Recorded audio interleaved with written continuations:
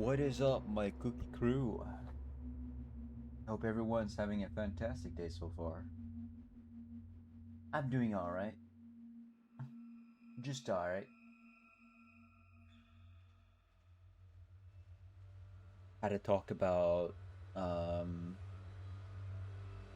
sleeping schedules with a family member, and I don't care for it.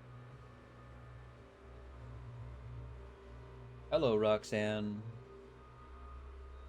Alright, let me make my announcement. Sleep? What that?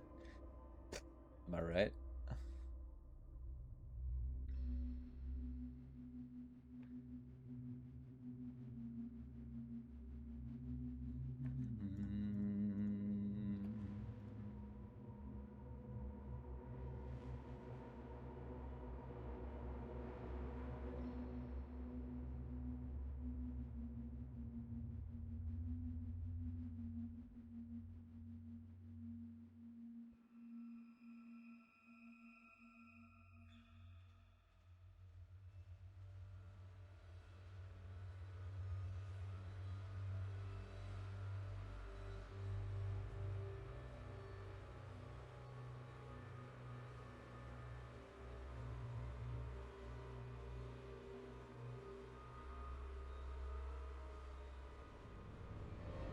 Dead by Daylight.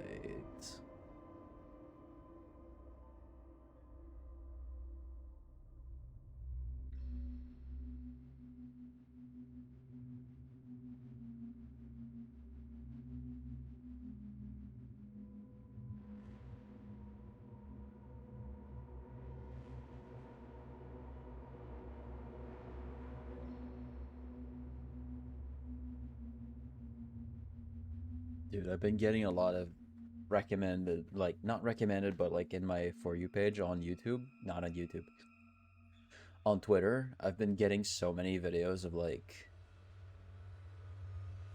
just someone walking into a windy storm. And honestly, I love that shit. Not necessarily raining, but like just like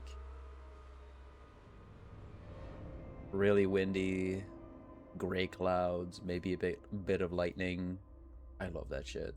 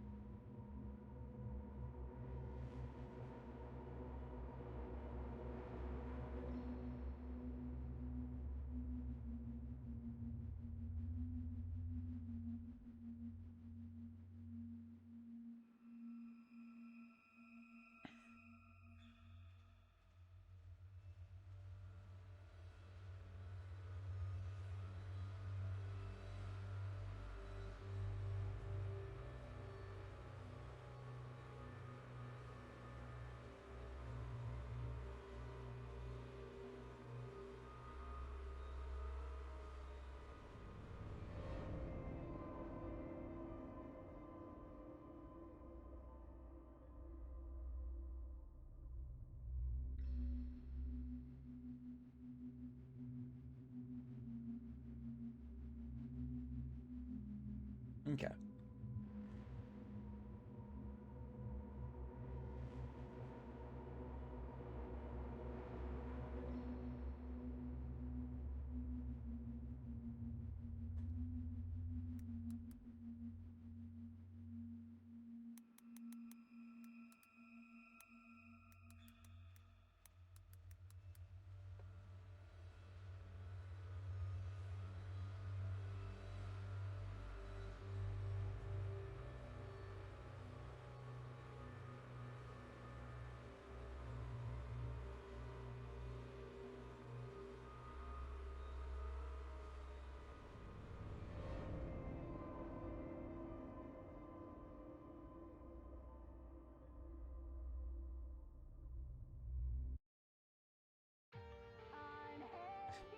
I forgot this was the part. I forgot that was what it was gonna go to next. There you go.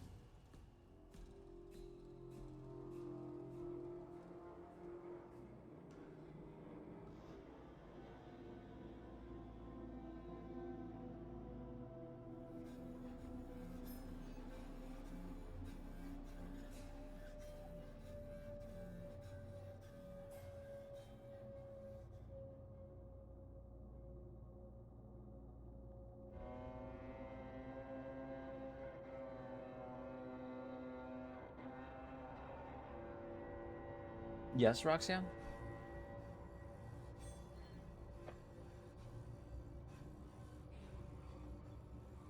Oh yeah, Twitter announcement. Are you on Twitter? I am. Hold on. I'm making my announcement there and then switching off.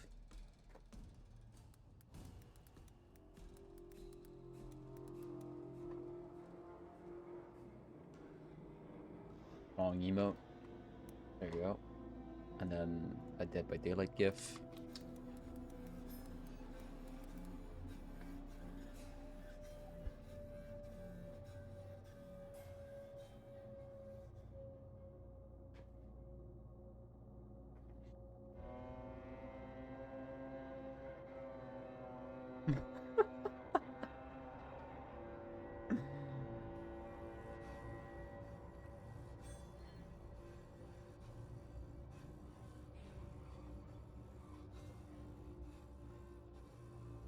There you go.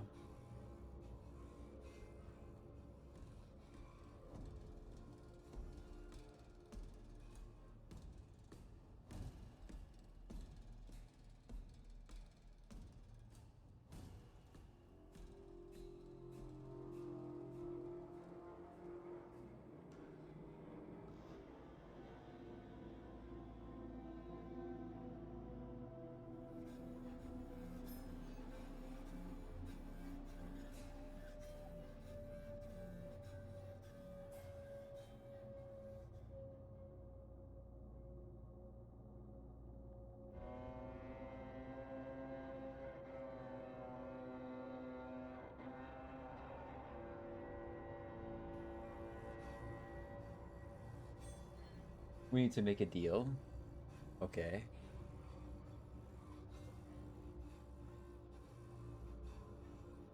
Where's the game? There it is. Let me get off that tab.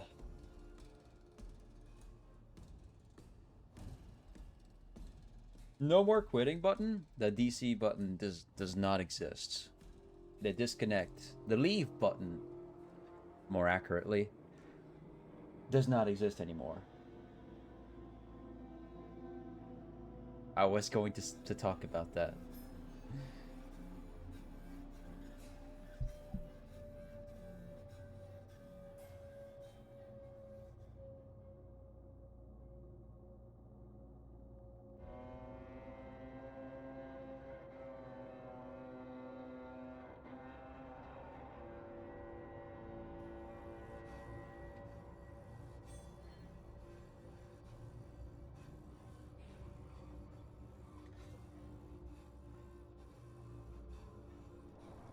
If it is what you're gonna get as penalty, probably like a 6 hours, honestly. Because that's what I got last time when my fucking game crashed. I fucking can't believe it, man. Oh.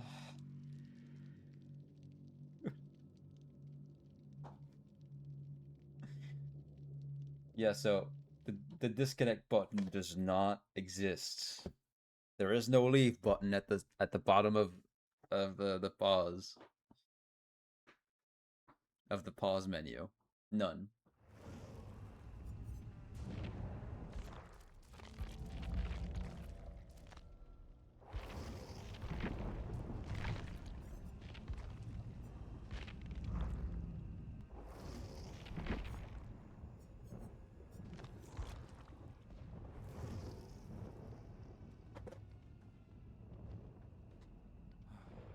Benji, what are you doing there? Do you want to come in? No?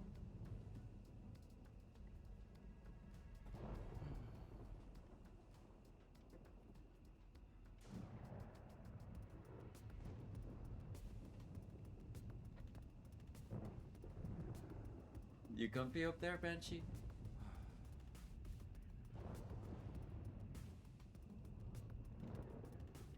Hold on. I want him to get closer. Do you want me to get that for you? Yeah?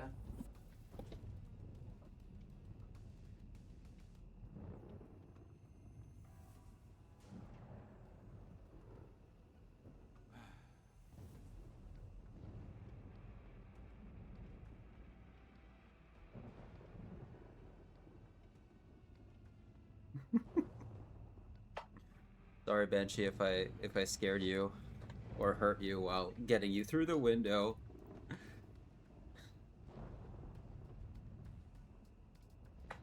It's okay. It's okay now.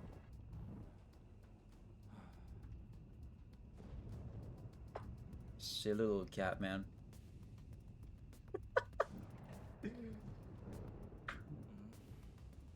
I was hearing noises and I was like, what is that? And I just look up and he's just like there looking at me through the window. I'm like, dude. Alright, let me get my hoodie.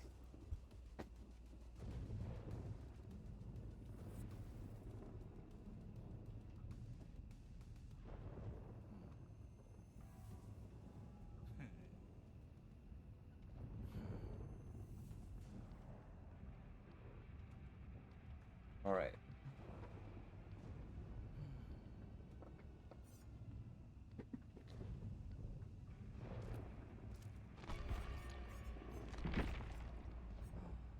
Wait, no, hold on.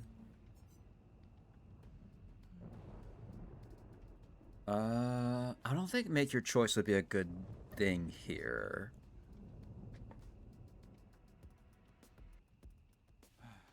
Cats do be smart like that. Who know? Maybe he will do it more often. Yeah, but he doesn't.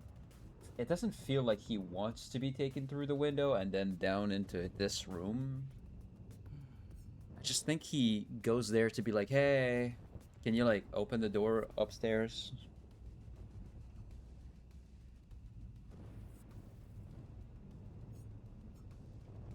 It's kind of his way of being like, yo, I want to get in. Which I guess he does get in because I just bring him in like that, but yeah. Yeah, Bamboozle. I have arrived, was doing Gamba for this cute emote. Hell yeah. Well, come on in, man. Oppression. Oppression mixed with... What was the perk again?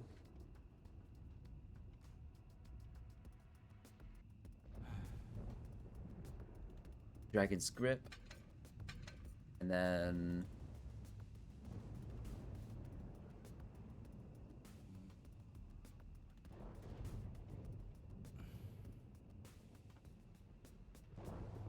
Brutal Strength. Okay, we'll try this.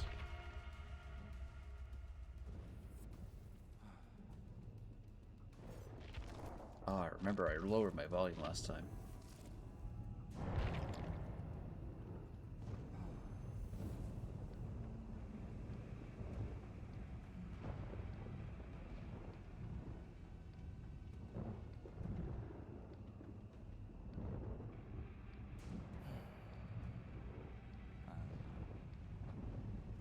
I've tried the Kissy Kissy Passion flavor after stream.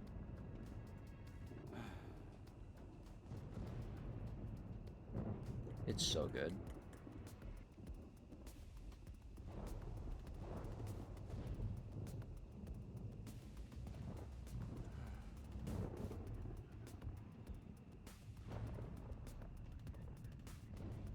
I think I prefer Bowberry.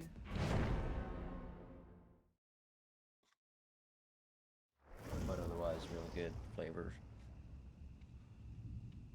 We have a flashlight, so we'll be on the lookout. Don't DC is their fucking name! Gonna DC and don't DC. Kissy Kissy? Yes. We'll make sure that we are on the lookout for the Serena over here. They have a flashlight. And I will not...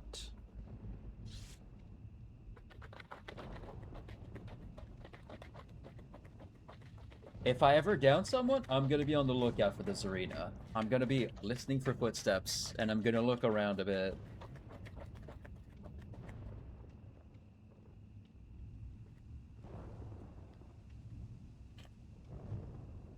And yes, kissy kissy. Let me show you the tub.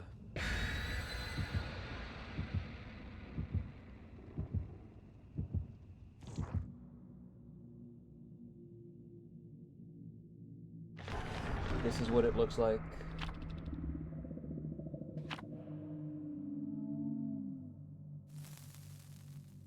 That's Kissy Kissy Passion. That's the flavor right there. Yeah, my mom looked at that and was like, "Yo, that's disrespectful to women." And just like the VTuber that collabed with them wanted the art to be that way, and she's like, "Really?" And I'm like, "Yeah, man. It's like, what are those powders, anyways?" Some of them are energy drinks, and others are just flavors.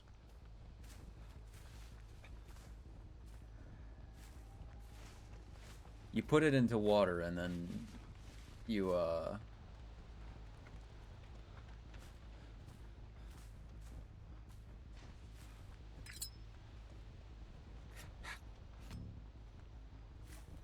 you just enjoy the flavor, I guess. That promotes women so much, especially her tatas.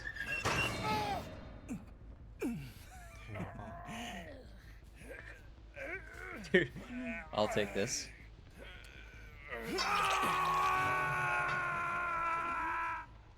Oh, hey.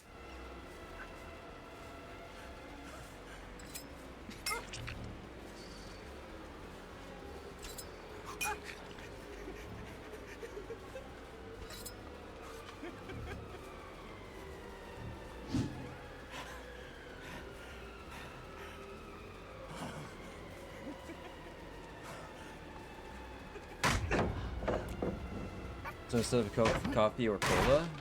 Not really. It's not a soda per se. It's more like, think of those powders that give a flavor to drinks. To water. It's kind of like that.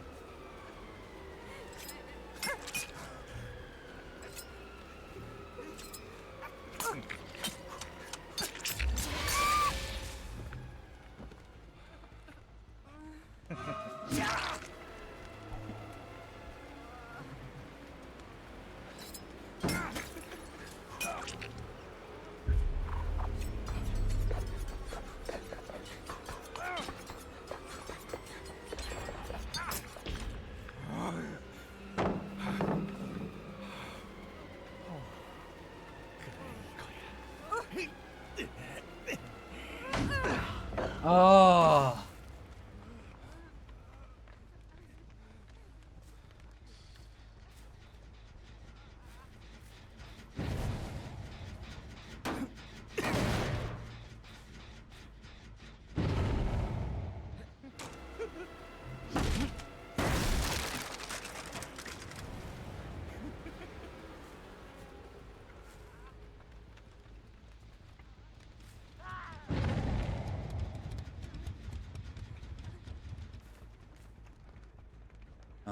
But I gotta kinda, yeah, hold on.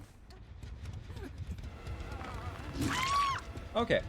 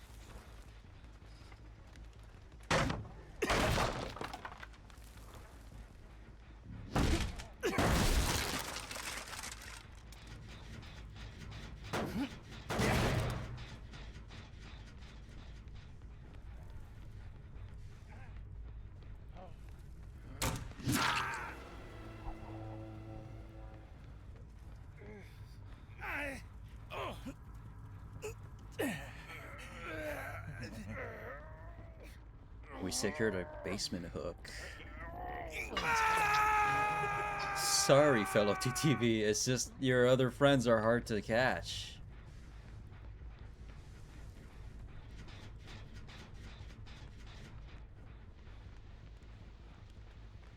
It's fine, but I thought it can be better at Planet when the Mechville edition. Yeah, maybe, perhaps. I don't know. Hey, nice.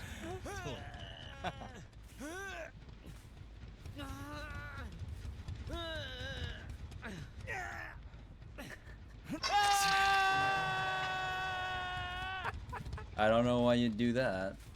Yeah, I'm going back to the basement one.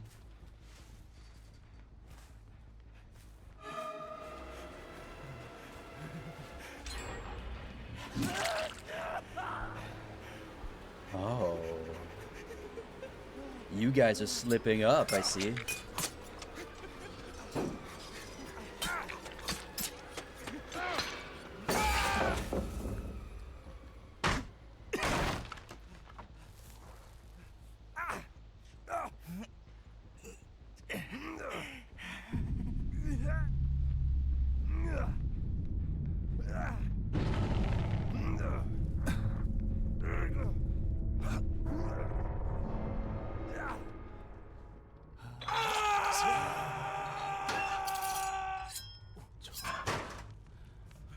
Nice.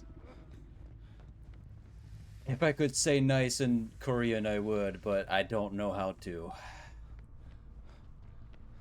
Nice, parentheses in Korean.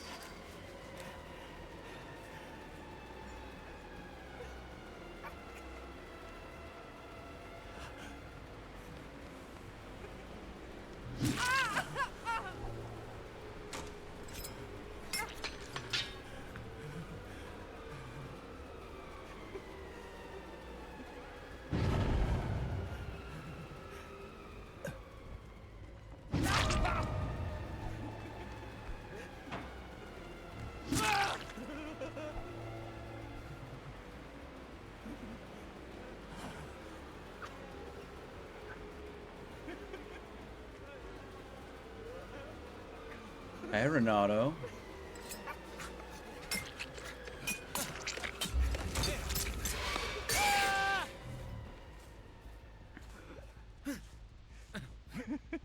Need to run? No problem, man. Take care.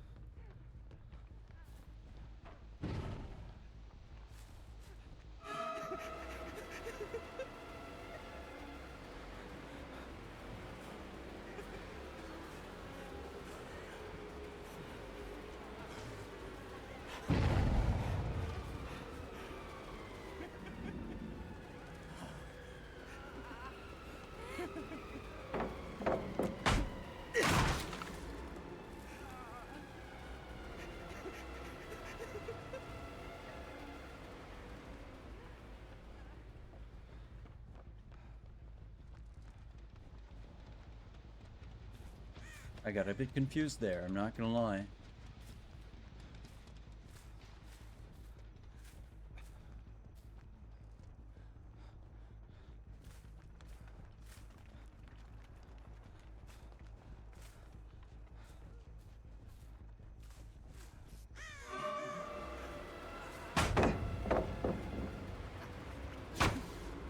Running out of options, running out of pallets.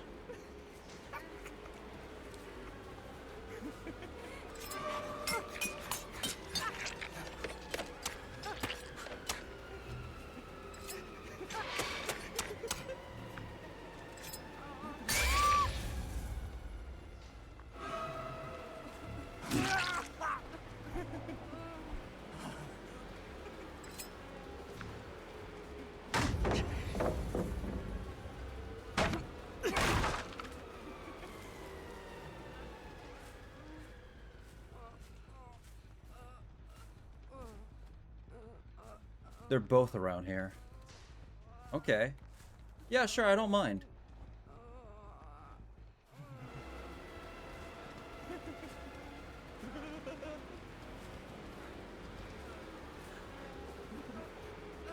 I'll stand there until you bleed to death. Is that good for you? Or do you prefer your friends make it impossible for me to hook you?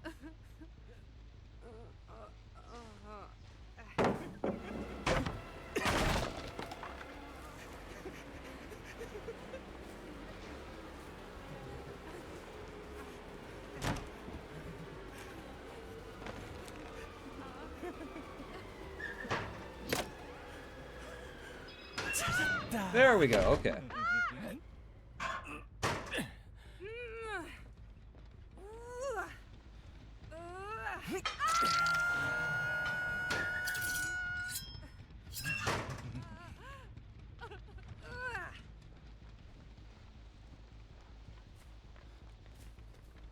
Alright, where are the two other bozos? I think one of them went here. Oh yeah, they did.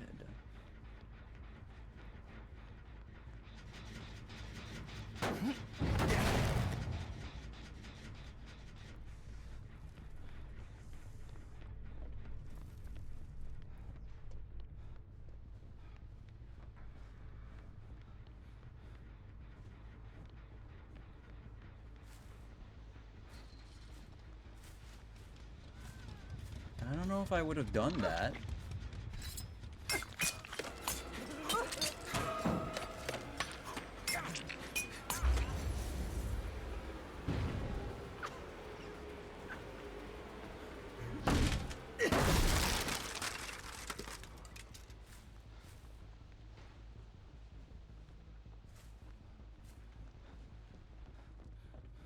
Where the hell?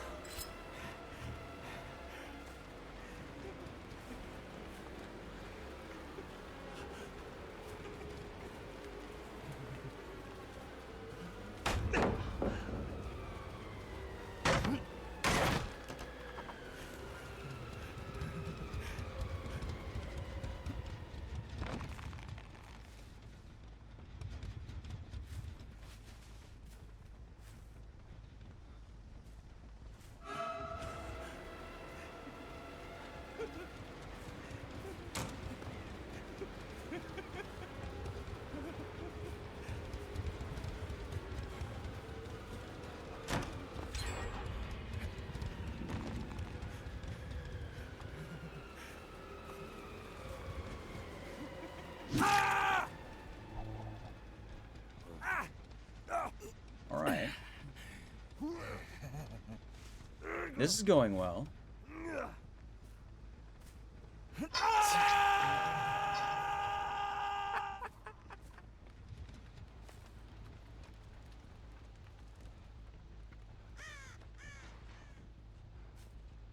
Not hearing that one in progress.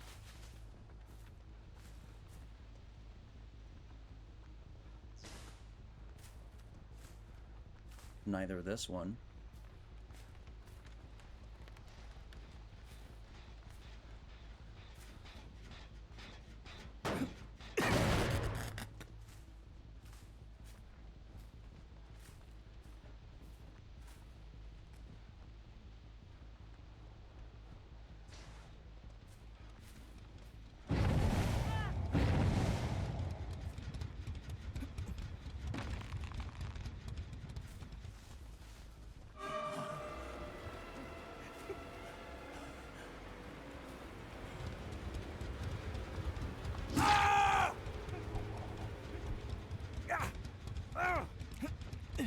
Okay. You know what? Not bad. Not bad.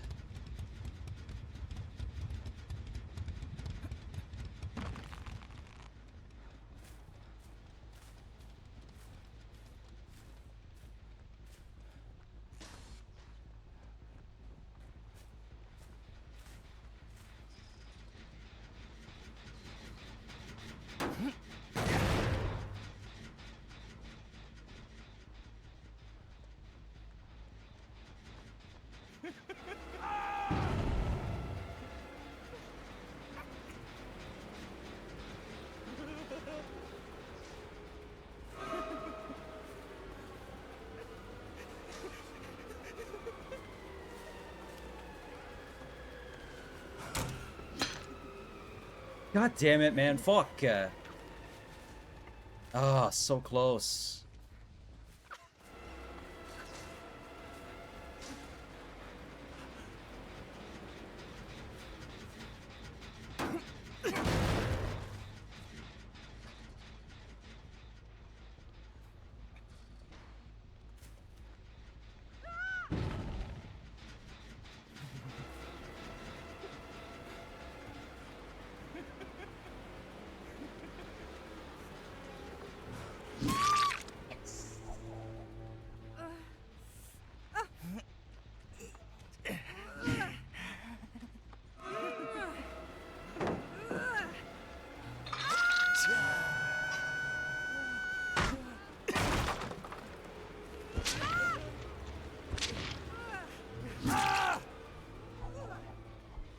Oh,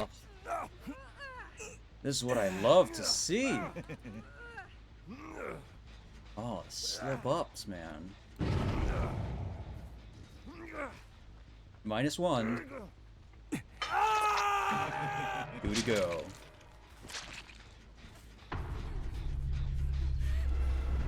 Why are you right here?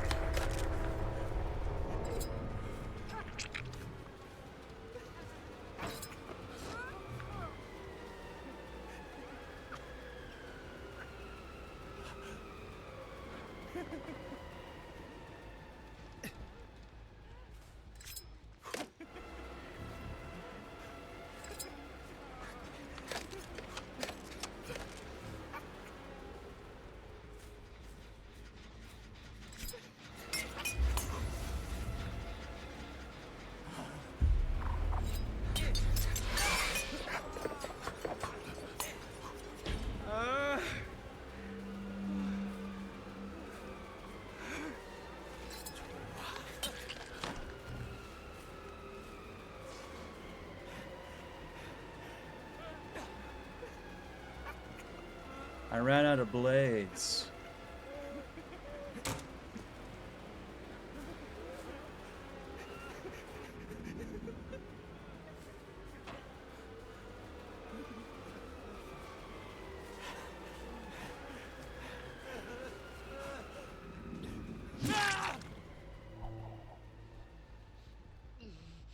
Where the hell? There you are. There we go. Okay.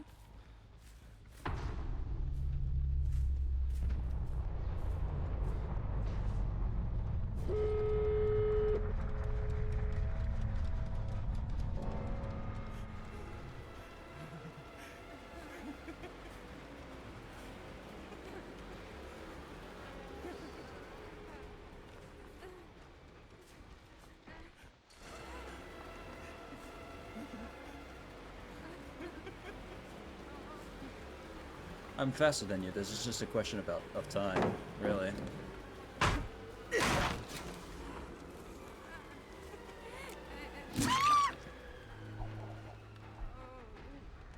I'd say that's a really good first match. Hell yeah. That was good.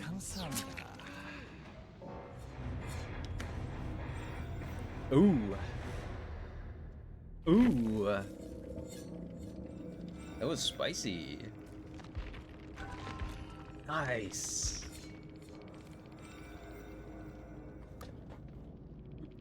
Oh, yeah. That was good. That was good, man. I'm proud of that one. Took a lot of effort.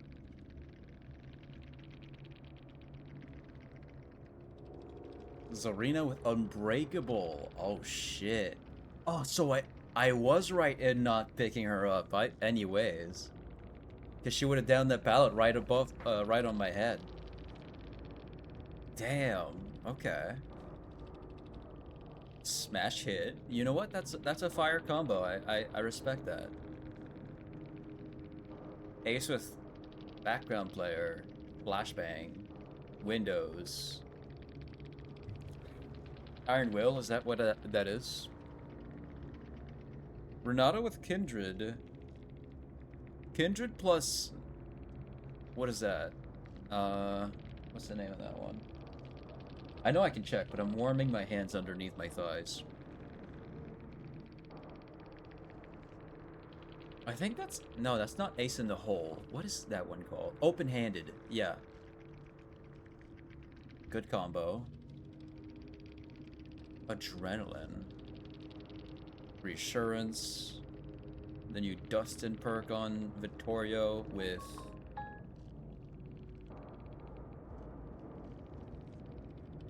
Technician, Deja Vu, Distortion. Fascinating.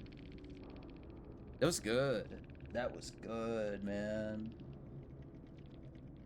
That was good.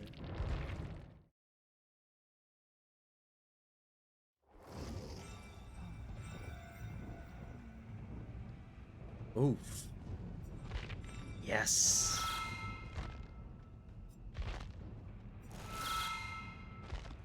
Oh, we're starting to get the parts of, where's it? Where's the rift? Notice the tomes. Oh, wait. Memory 6083. Evan whips around, faces the stairs. A lumbering frame approaches him, slowly. A twisted, makeshift cleaver in its hand. Matted brown fur sticks to its face. Its snout gleams red with blood in the basement light. It gnashes its teeth, snarls, speaks. Maggot. Evan does not cower, as he once might have. His father would always make him feel so small, so alone. But here, Evan is not alone. He calmly sets the bear trap, dares the beast to come at him. It sees the trap, hesitates. Where did you find that? Saw it in the forest, Evan responds. Saw what you did. The beast roars, charges at Evan. Evan shifts his weight, kicks the trap into the beast's path. A sickening crunch bounces off the basement walls, and the beast crumples. Roar! It snarls, growls, snaps its jaw at Evan, drops the cleaver to pry his leg from the trap. Without thought, Evan snatches the cleaver from the ground, feels that rush of blood, just as his father had, raises his arm, pauses. No, not a kill, a sacrifice. He grabs the beast by its shoulders, lifts it, and slams it back onto a hook. It screams out of shock, throws its arms to its back, tries to unhook itself, but its body is too massive, its arms too short. It flails and screams as Evan walks back to the wall, holds the cleaver in his hand, feels its weight. He watches silently as the fight leaves the beast. The hollowness in Evan's chest dissolves, replaced by a new feeling: fulfillment.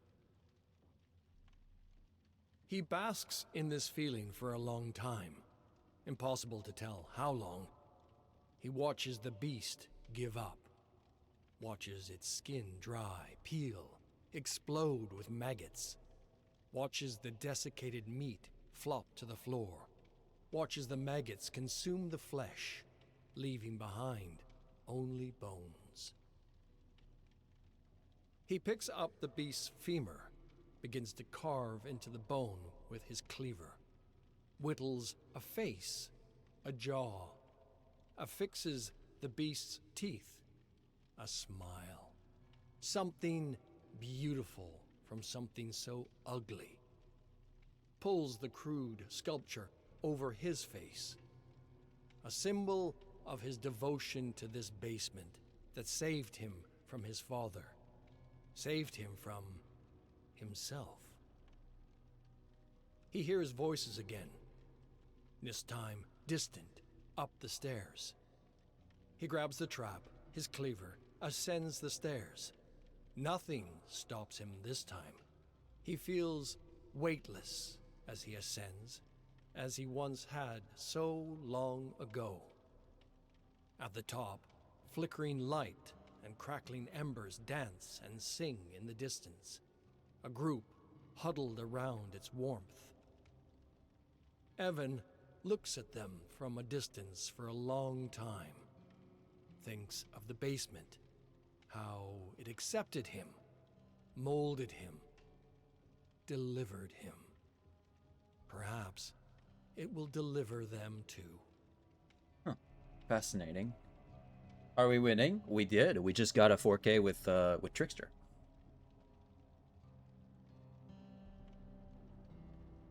It felt real good. Renji Yamaoka.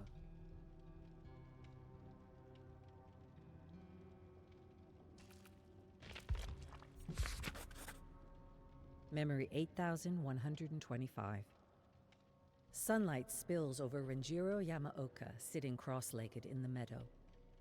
His horse, Raifu, waits patiently.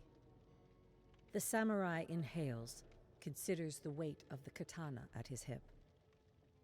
His mind wanders for a second, the calm disrupted. His chest tightens. The green fields before him offer no peace when he knows his son spills the red blood of innocence upon them. He is on the trail to stop him.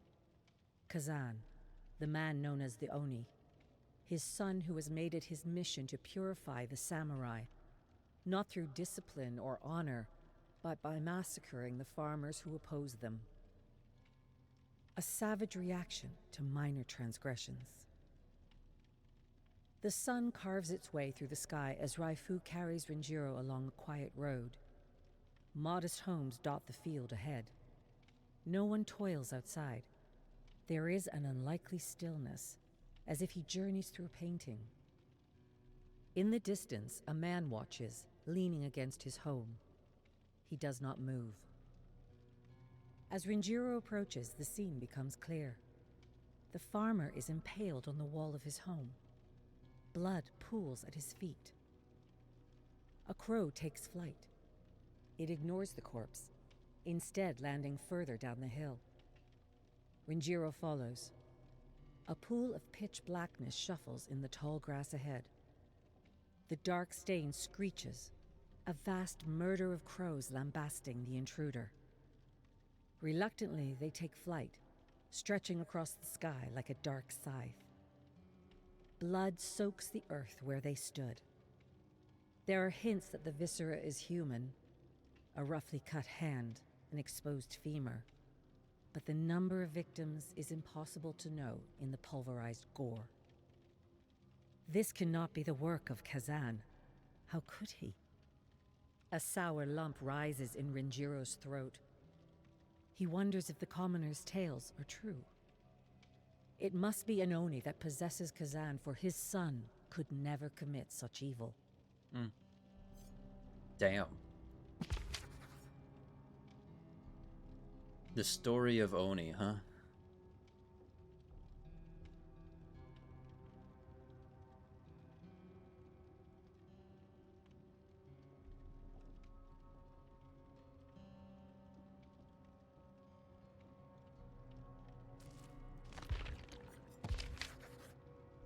Memory 8126. Renjiro slumps with fatigue. He hears the voice in his head. Go home. You are no samurai. He is tired. He acknowledges the truth. I am no samurai. The voice demands more. You are not Renjiro Yamaoka. He nods. I am not Renjiro Yamaoka. The faded memories return. He is a child, torn from his parents. He does not understand why. They scream his name. Hachi! He never sees them again. He's brought to a snarling man who looks him over, opens his mouth. ignores his crying. Good. He will be for my son. He is taken to a boy to be his playmate. The boy's name is Renjiro Yamaoka. They become friends, but there are rules. Renjiro must always win. If Renjiro hits him, he must accept it. He goes with Renjiro to reading and fighting classes, but not as an equal. He must downplay his abilities. He is there to amuse, a living toy. And like a toy, he becomes dull. After a decade, he is cast off to work like the other servants. From then on, Renjiro looks at Hachi with bitterness, as if embarrassed of the bond he had with a commoner. As Renjiro comes of age, he assumes the duties of a samurai. Beneath his facade of discipline and mercy is cruelty. He leaves scars on Hachi. Renjiro boards a ship and Hachi goes with him. The Yamaoka family influence is set to extend to a new territory. Hachi pulls a cart of supplies aboard. A storm hits within hours of casting off. Tossed from bow to stern, Hachi grabs Renjiro's hand as the samurai is nearly thrown overboard. He wants to let go, but he sees the face of the boy that was his only friend. He pulls him aboard. A second to catch his breath. A thunderous crash. Parts of the hull explode into splinters. He's thrown to the deck. Through the ocean spray, he sees Renjiro, a jagged piece of wood pierced through his neck. Renjiro clutches his throat, tries to hold in the blood, his eyes wide as they fade into a furious, reluctant expression of death. The ship comes apart. Hachi awakens on a beach amidst debris and corpses. Nearby is a chest he brought aboard.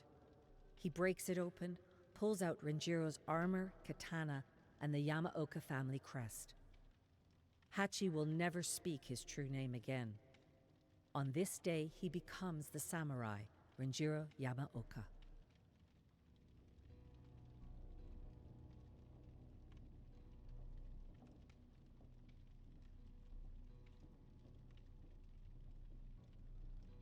Fascinating. So the real Renjiro died, and then he took on his name. Fascinating. Memory 8127. Renjiro. Hachi. Who are you? Too late to erase the lie now. So it is Renjiro who rides into the next town. A commoner bows her head as he passes. Nearby, a few men speak, glances cast in Renjiro's direction. He pretends to ignore them. Muttered words reach his ears. Father to an Oni. Evil blood. Not a real samurai. Yamaoka butchers. Come to kill. Behind him, someone grabs his armor and attempts to pull him from his horse. He moves with the motion, spinning from his mount to land on his feet, a hand to his blade. The sudden fear struck in those around him stokes their anger. Shouted words become waves of indistinguishable sound. They demand answers to questions he cannot hear. A club slams against him. A hand yanks at his mask. Raifu whinnies and runs. Renjiro moves his hand to his sword. No. He cannot act as his son would. He would rather die than let the Yamaoka name drown in shame and blood. A blow from behind pushes him to the ground. Strikes resonate through the armor to his ribs. He pushes his hand against his blade, ensures the frantic grips that pull at him cannot unsheath it. The strikes continue until the crowd's anger is quenched. They walk away, spitting and laughing. He pulls himself from the mud, whistling for Raifu. Nothing. The horse lies at the roadside, his body still. Later, when Renjiro is beyond the sight of others, he will clutch his wounds and grieve.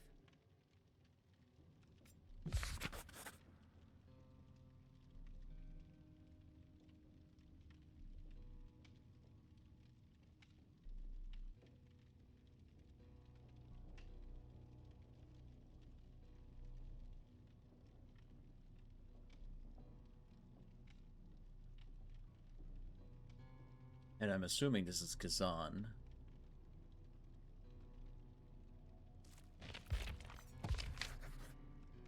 Memory 8128. Renjiro examines his bruises. Nothing serious. But the violence, how did it come to this? He remembers when Kazan was a young boy, shouting angrily. They called me imposter noble. They sung and they laughed. The guilt bears down on Renjiro. When he assumed the Yamaoka name, he could not convince everyone in the village of his lie.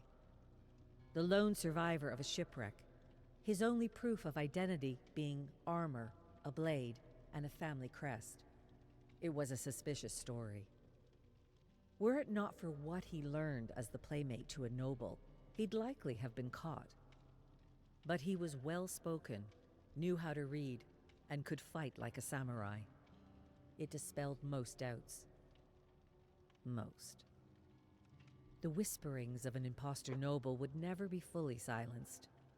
It fueled a rage in Kazan. Renjiro tried to teach his son patience and humility. He wonders what else he could have done. I suppose I could have taught him the truth.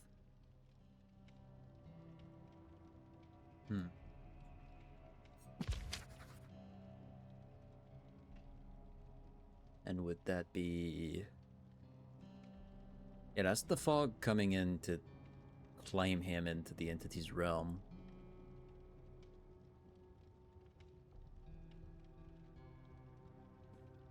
You can see the spider legs and then the black fog.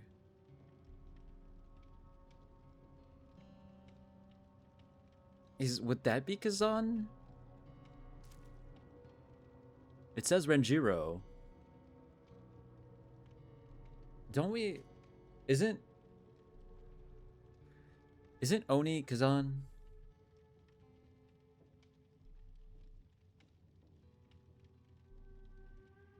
I feel like that's how that is.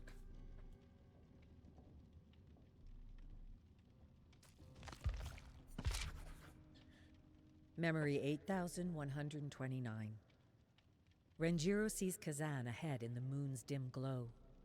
His son is a hulking man, even more intimidating under slabs of armor. They stop 10 feet apart, two silhouettes in the night. The unmasked face, barely illuminated by the moon, is his son's. Not an Oni, but a boy, intoxicated on power he wields over the weak. It is Renjiro's duty to punish the crime and return honor to the Yamaoka name. Kazan is not just powerful, but fast. He preys on weakness. The men unsheath their katanas. Renjiro assumes a defensive stance. He focuses on his injuries, the bruises over his body. His shoulder drops, sword dipping slightly. Kazan reacts, taking an aggressive stance. Renjiro exhales, pushes the pain away, hones in on his target. In a split second, he straightens up and lunges. His blade finds an opening in Kazan's armor, drawing blood. Kazan stumbles, his neck exposed. Eyes focused, blade ready, Renjiro shouts with grief, brings his sword back, and hesitates. The Kanabo crashes into Renjiro's head, smashing the mask from his face. Agony. The taste of blood in what feels like a gaping wound. He hears his son far away wailing. His heart races, gushing blood from his body, and then slows. Calmness descends. Ethereal dreams fade into nothing. Silence. A lack of anything. A whisper? A tug at his barely conscious mind. The blood on his skin turns to ice.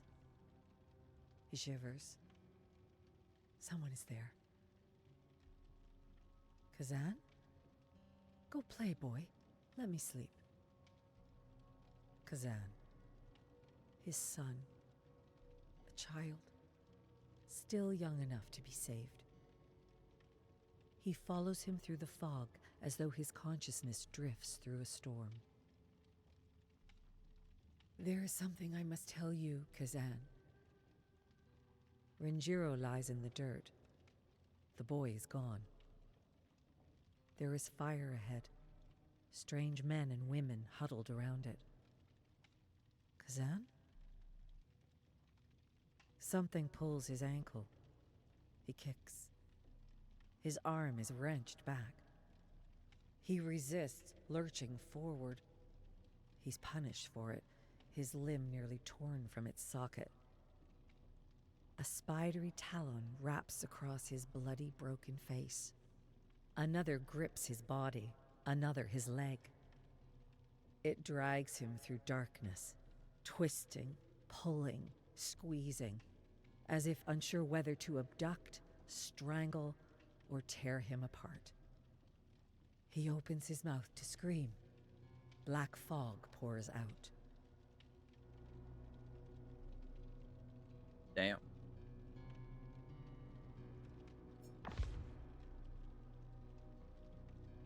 Ooh, that's a cool image.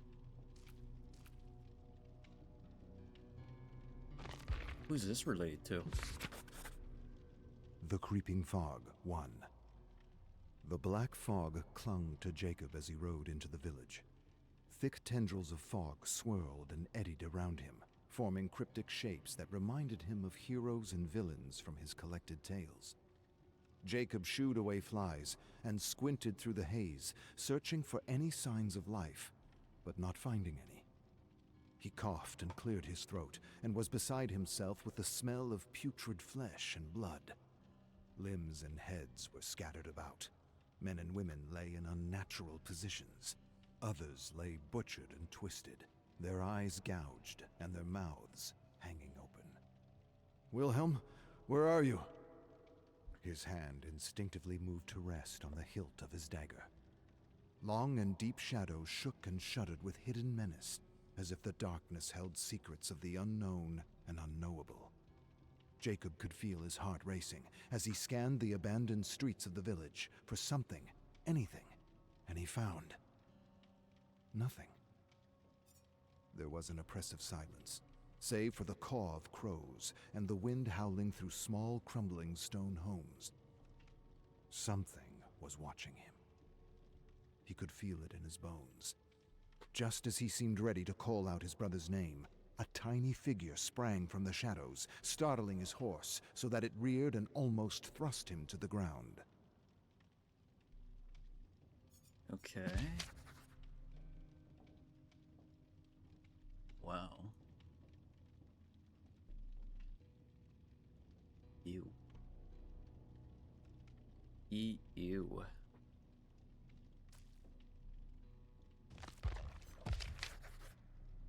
The Creeping Fog 2. Whoa! Jacob struggled to stay in his saddle. He held on tightly and waited for the horse to calm down, and when it did, he turned to a young boy in tattered clothes, who was no older than 10. The boy shifted nervously and stared up at Jacob with frantic eyes. He was in shock, trying to discern whether Jacob was real or a figment of his imagination. Jacob swung down from the saddle and approached the boy, his hands raised in a placating gesture. He meant no harm. He just wanted to understand what had happened to the village. "Steady, young friend. I wish you no harm," he murmured as he edged closer to the boy. "What happened here? Who attacked the village?" The boy trembled. His lips quivered as he stared at Jacob and struggled with his words. They're gone," he whispered. "The fog, it took them." Jacob's brow furrowed. He didn't understand. The boy was describing the fog as though it were a living thing. He kneeled to the boy's level, ignoring the chill seeping into his bones from the damp and bloody ground. "What's your name, boy?" Jonas? The boy stammered. Calm yourself. I need you to tell me what happened here. And as the boy considered his words, Jacob couldn't shake the feeling that whatever had befallen this village was far beyond his understanding. That's for sure.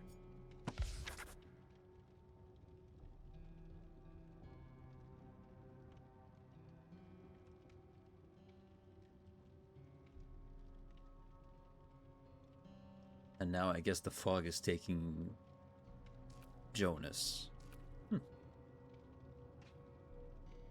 Is this lore? This is lore, yeah. This is outside, because the lore of Dead by Daylight goes way outside of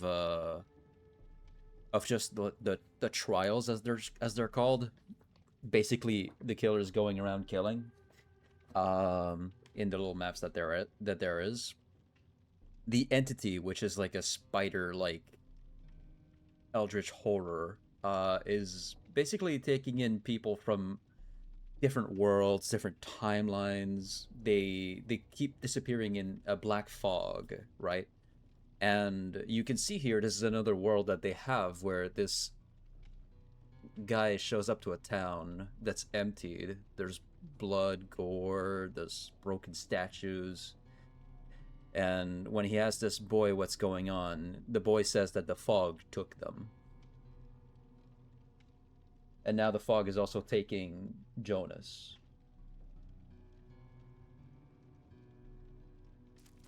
And a thing to consider about the entity, the big scary eldritch horror in the sky, is it feeds off emotion, which is why fear is what it uses the most, because it's a strong emotion.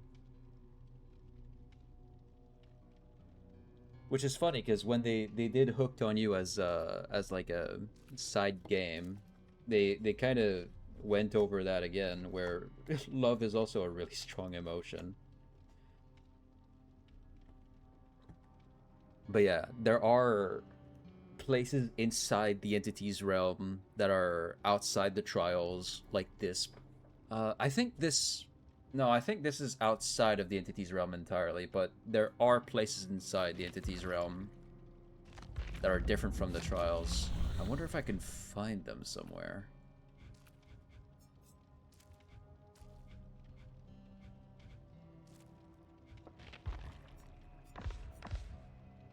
Those are all okay.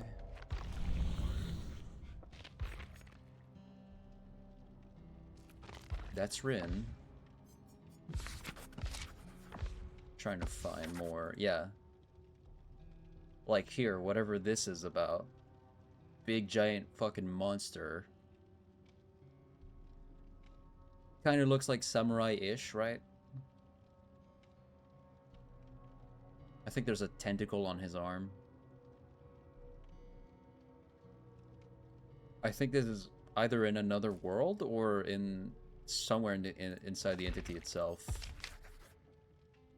It's really fascinating. Tentacle, yes.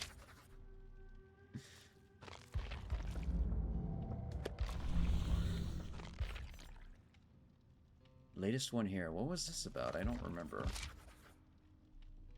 Oh yeah, this was about venturing into the bleed, as it's called. The bleed is a sort of place in the real world that's connected strongly to the entity's world.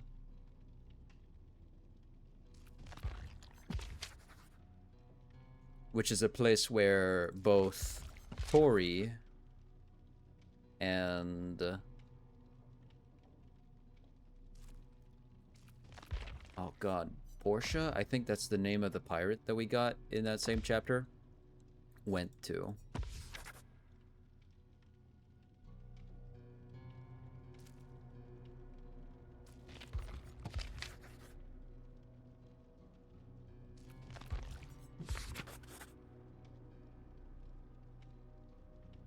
Ugh. I don't remember seeing that. That's fucking disgusting. What the fuck is that, bro? Ew. Oh no. That's horrible. That is terrifying. Ew. So this farmer guy was killing rabbits and whatnot, right? Bunch of animals, and I guess here that is. There's the farm. Some old person just showed up and was like, "Hey boy, I got this magic stuff you can pour on the animals," and then it just became worse. It just became so much worse. And then it fucking killed him, of course. It killed the old guy, but it's not killing the child, so that there's that. Ugh. Yeah. Oh, that is fucking nasty. I forgot that was here.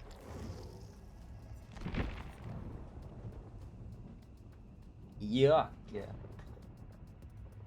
You.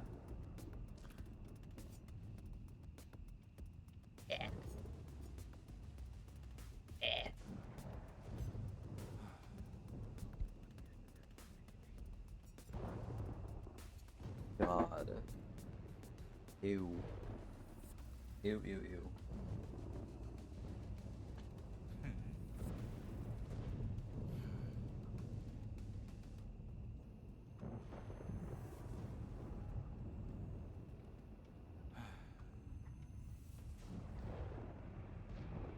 Oh, big stretch bed sheet.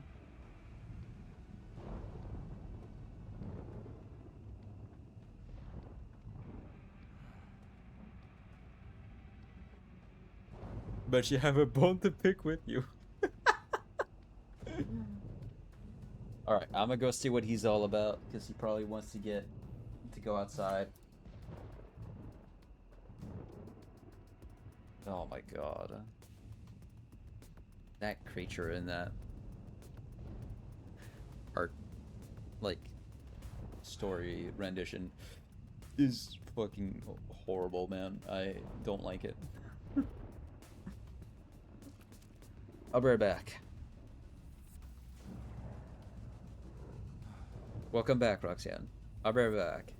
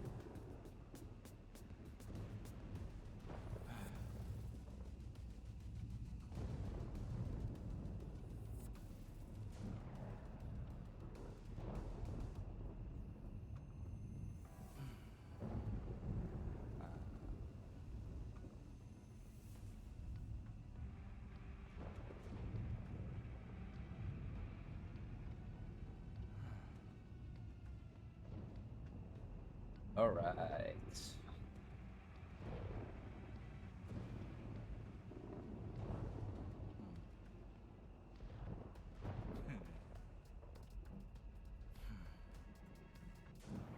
I brought back some hamburger casserole I put in between 2 slices of bread, along with some Asian cashew salad. Where's mine? I have another plate right here, just for you. And if that's not enough, you can eat from my plate as well. Welcome back. I almost died from those trickster size. You'll be happy. Our first game actually went super well, Rose. Our first game was a 4K as trickster. On a very bad map for killers. We were on Badam, which is usually ass for killers because main building is really strong.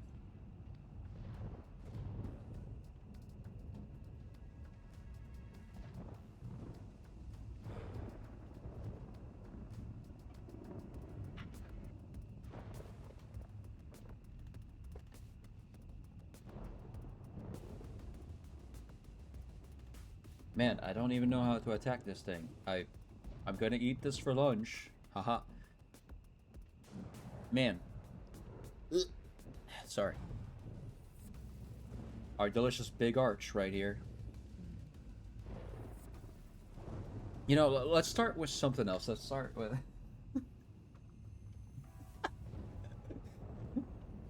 But Trickster Baby's so cool, right? Yeah.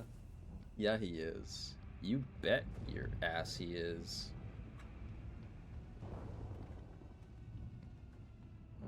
Let's start with these notes. Hey! Oh, shit.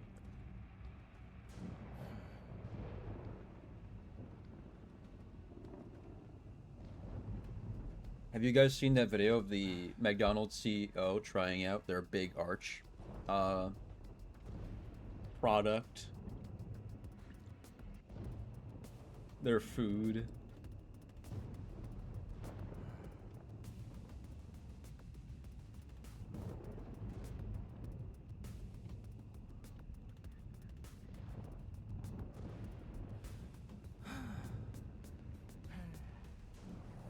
She's 10 out of 10, but she's a creature of eldritch horror, man. They try their food? No way. Yeah, no. The CEO made a video, probably pitched to him by some PR team or social media team. Didn't he fake the bite? No, he did take a very, very, very small bite. He didn't fake the bite. He took a really small one. There was a bite. He showed it. There's a chance he faked it, but I don't know why you'd fake it and make it small at the same time. I don't know. I bet he made a bite and gagged. You know what else is small? Dem titties, but that's of no import because they titties, so small titties are still A tier.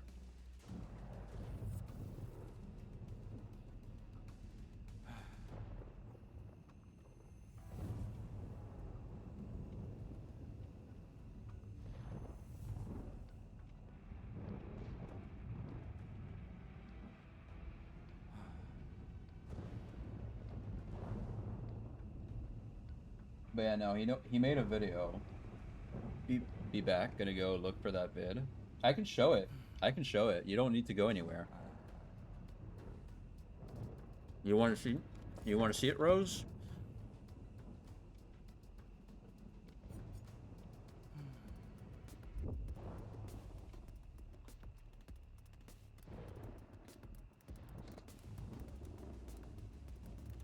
You can watch it right here. All right, let's see. The video.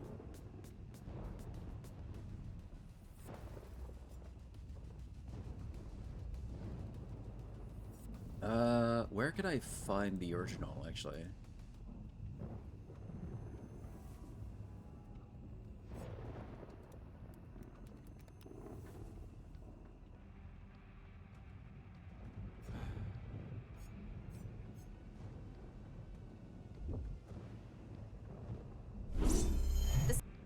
Nope.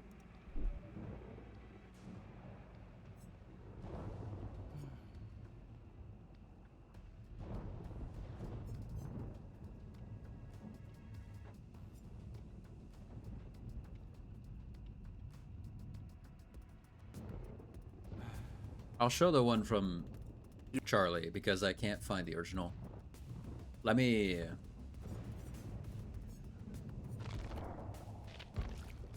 quiet down the game. Put that bitch full screen. Yeah, see you in a bit. I'll pause for you.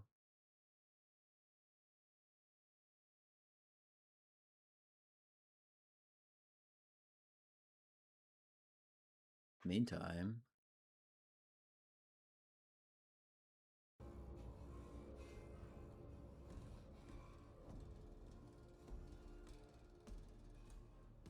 It's so funny, though.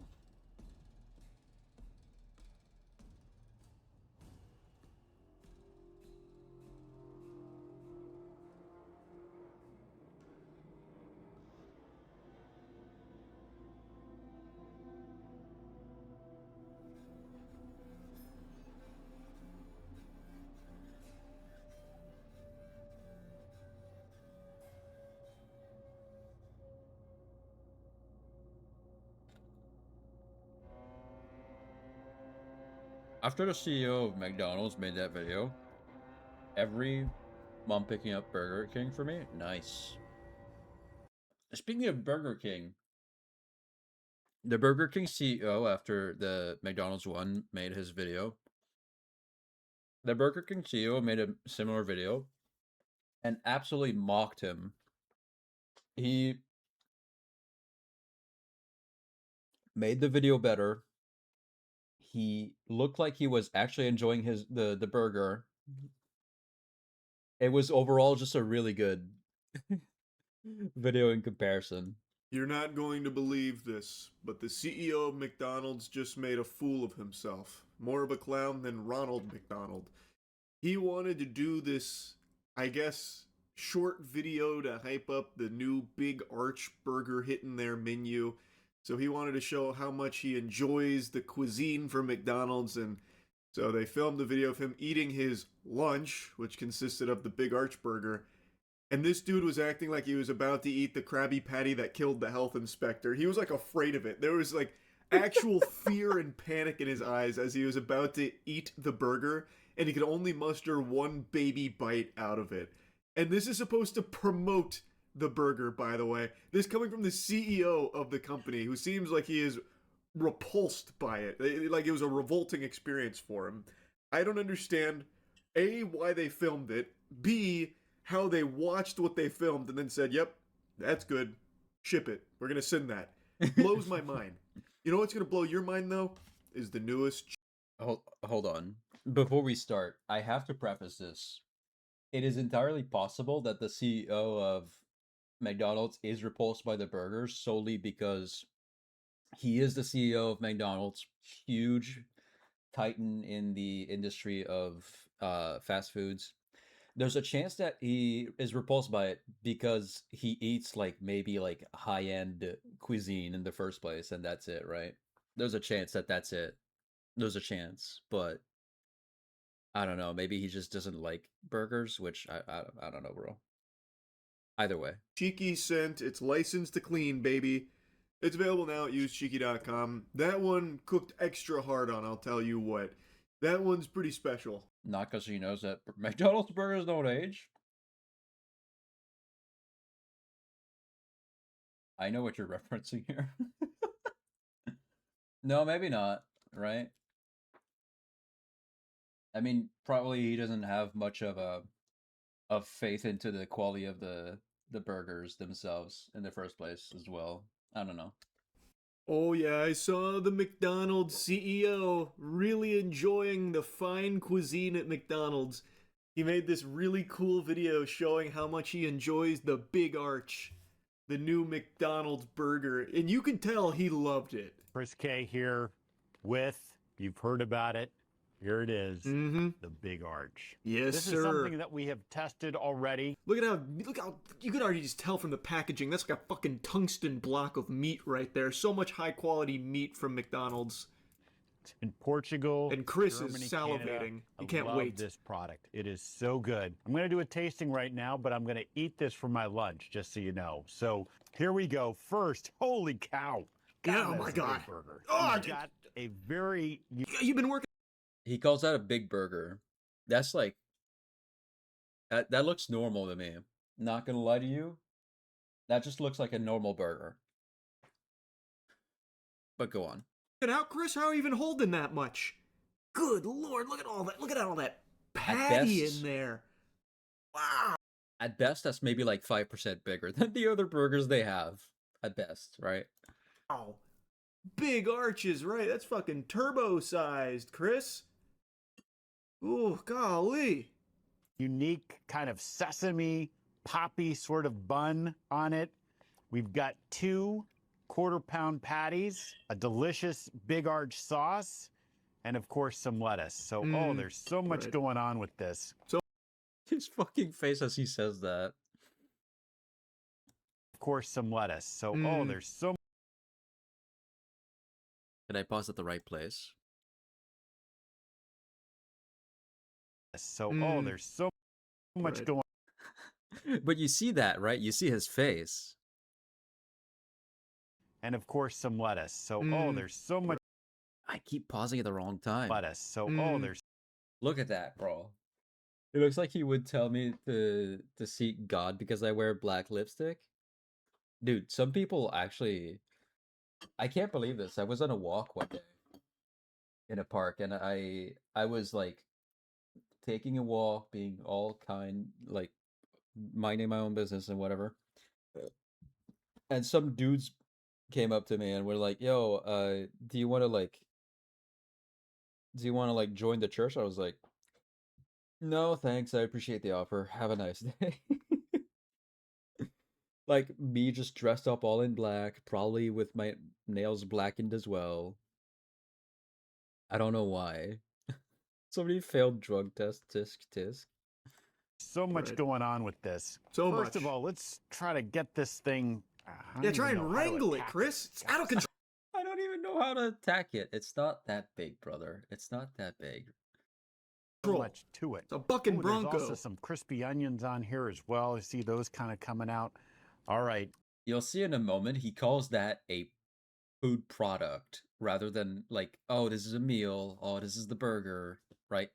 He uses the word product. The moment of truth. Oh, look at the way he sinks his teeth in there. That's a big boy bite. That is so good. Almost got the whole That's thing a in big one bite. See that shit? You see this? The bite goes like here to here. For a big That's barely anything, man. Come on. That's barely anything. That is not an actual, that's like a nib at best. That is not arch. It's I love a that. big bite for a big arch. That's a big bite for a big arch, and it's literally like Squidward's bite out of SpongeBob. Oh wow, that's good stuff. Yeah, it's like some kind of poppy sesame bun going on here. Oh yeah, my lunch. Yeah, look at his face, man. The CEO too, by the way. I don't know why he thought this was a good idea. He clearly doesn't want to eat it. It's clearly not his lunch. It's a terrible marketing pitch. It looks like he's held hostage. And he doesn't take another bite, by the way. That's a big bite for a big arch. It's distinctively McDonald's. If anything, he could have just made a gourmet version of it to make it seem like it was actually he was actually enjoying it. Yeah, you weld it. You sell this, sir. Eat it. Only McDonald's could do this type of burger, but it also is McDonald's unlike invented anything meat else on our and menu. bun. It's a delicious. I must say it. If the CEO of your fast food company doesn't eat its own food and enjoys it, that's a sign that you should bring up the quality on the overall product, right? I feel like that's a sign that you should get in there, dirty your hands a bit and be like, okay, gotta be real, gotta make some real good burgers that I too can enjoy. Because otherwise it's like you're not really putting your heart into it, right? Delicious No one else product. does You know, that. you've got sort of the cheeses and the gooiness, but those crispy onions as well gives a nice texture. And of course, we've got the pickles. So I'm going to enjoy the rest of my lunch. But Big Arch, try it when you can get it. You know that when It's like they always say, a bad drug dealer never test their own products. straight in the trash can. Look at that face. That face says, I'm gonna go force myself to throw up in the toilet like it's a bulimic episode right now. He hated that. I really don't know what the thought process was here. I really don't. Should have gotten the guy who's eating 50,000 Big Macs to be in the video. They absolutely should have. That's Dave Gorski. Dave Gorski has eaten 50,000 Big Macs. He's had like one or two Big Macs a day since like 1956 or something.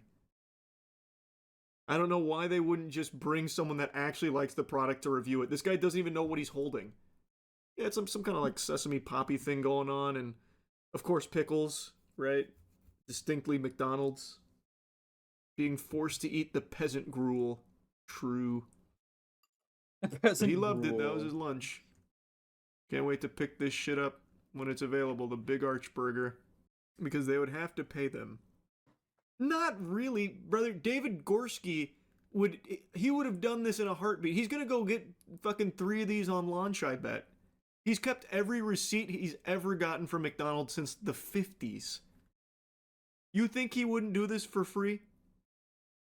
I bet he doesn't even like pickles. Unfortunately, I would probably fuck the Big Arch Burger up. I think I would fuck it up too. I love their food anyways. I'm not much of a like I don't need much quality to my food to like it. But that's kind of a good thing because that just means you're satisfied easier, right? His whole health is reliant upon this franchise. 50s is crazy work. He's actually like a really cool guy too. Don! Jesus Christ, Don Gorski, not Dave Gorski. My bad, Don. Dude must have bowels of steel. I mean, he's fine. I imagine he is completely fine. Every time they do a checkup, they're like, yeah, I'm still alive and actually like super healthy. I live off Big Macs and pretty much nothing else.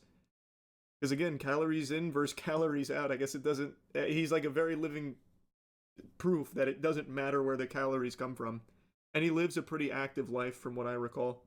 When I started eating Big Macs in 1972, they came in a 70s, box like not this. 50s. Donald Gorski ate his first Big Mac on May 17, 1972, and he says it was love at first bite. I actually ate 9 that day. I'm just a simple creature. What can I say? If only their milkshake machines would work near me. Give me a milkshake already. It's been almost 7 years. Yeah, that shit does not work ever.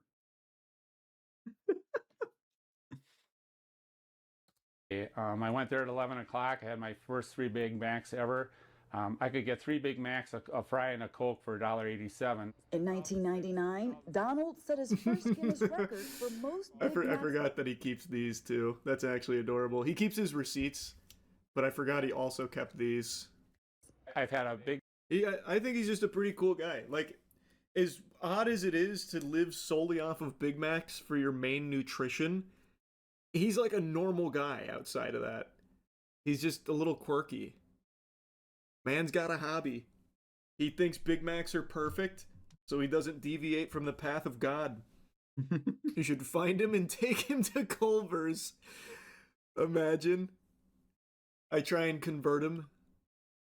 Don Gorski ate 34,000 Big Macs, and then one stupid asshole in Florida took him to Culver's and changed his whole outlook. Now he eats 24 chicken tenders per day.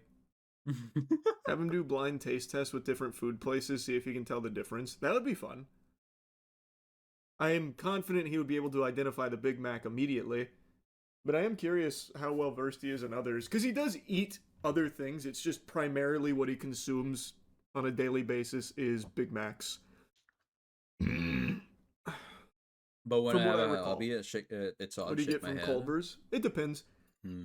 But mainly I've been getting their chicken and broccoli. They have legitimately the best broccoli in the game. Usually if you're getting fast food broccoli, you're begging for salmonella or like a listeria outbreak waiting to happen. But Culver's, their steamed broccoli is divine. And their chicken tenders are great. Also, it's not salmonella from broccoli. It would have been like E. coli, is what I meant to say. There's no Culver's near me. That's tough, man. I'm sorry to hear that. I think it's the best fast food out there, but soon it will be ruined. It can't stay that good forever. Private equity will step in at some point like they do everywhere else and tank it and shitify it. So I'm just enjoying it now while I can. Will you try the Big Arch Burger at McDonald's? I guess. Maybe. What Matt and I said we'll do is try the Big Arch Burger and the new Burger King Whopper, since they're changing the Whopper. It'll be a nice afternoon of mid for lunch. Well, shit for Burger King, but Big Arch will probably even it out with mid. I know I'll try it. I'll try the Big Arch if it's in my area. I want to taste it. I do. Can I see a video of the other CEOs making fun of him? Actually, yes. I look like I'm being exposed to dangerous sunbeam radiation. Look like I'm turning into Adam Warlock. I don't know what's going on with the light. I haven't been able to fix it, so I think we're going to probably just have to deal with it, but I'll give it one more try. Hope. Also, no. Maybe? Any better? I'm glistening. Nope. That still didn't fix it. I look like I'm suffering from jaundice now. Well, out of my hands. Anyway, big thing going on right now. There is a burger mogging battle. Finally fixed the lighting. It was bothering me too much. It all started with the McDonald's CEO embarrassing himself, where he posted that video, which was supposed to serve as a marketing component to the Big Arch Burger that was being released, where he was talking about how excited he was to eat it for lunch, and then when he goes in to take a bite, he actually takes like maybe a couple of morsels of the sandwich into his gullet. It genuinely looked as though he was afraid of the goddamn thing. I love this product. It is so good. I'm going to do a tasting product, right now, bro. but I'm going to eat this for my lunch, just so you know. So here we go. First, holy cow. I don't even know how to attack it. Got so much to it. Oh, there's also some crispy onions on here as well. I see those kind of coming out. All right, the moment of truth. The moment of truth. Charles, your bowl. Do you have one? That is so good. That's a big bite for a big arch. I swear to God, if I threw the Big Arch Burger on the floor, I bet a Roomba would probably show more excitement sucking it up as opposed to the fucking CEO of the company that produced it. He struggles to even call it food, he just refers to it as product. Naturally, everyone was making fun of this, clowning on him, because it does feel like, you know, he was held hostage by terrorists and forced to eat the Big Arch Burger here. It doesn't seem genuine enough or authentic, and it's actually incomprehensible that they not only filmed this, but then watched it back and said, yep, that looks good. Our CEO really looks enthusiastic about this product. Send that bitch out. Let's go. It's going to get everyone hype about it. However, it did actually work as a marketing campaign because it got everyone talking about the fucking Big Arch Burger. Granted, as a punchline and jokes, but it did get the word out, and it even started a trend. It started the burger mogging battle, where other fast food CEOs have been scrambling to one-up here and use it as their own marketing tool to showcase that they actually really like their product. Burger King was the first to hop aboard this train. Not bad, right? Only one thing missing.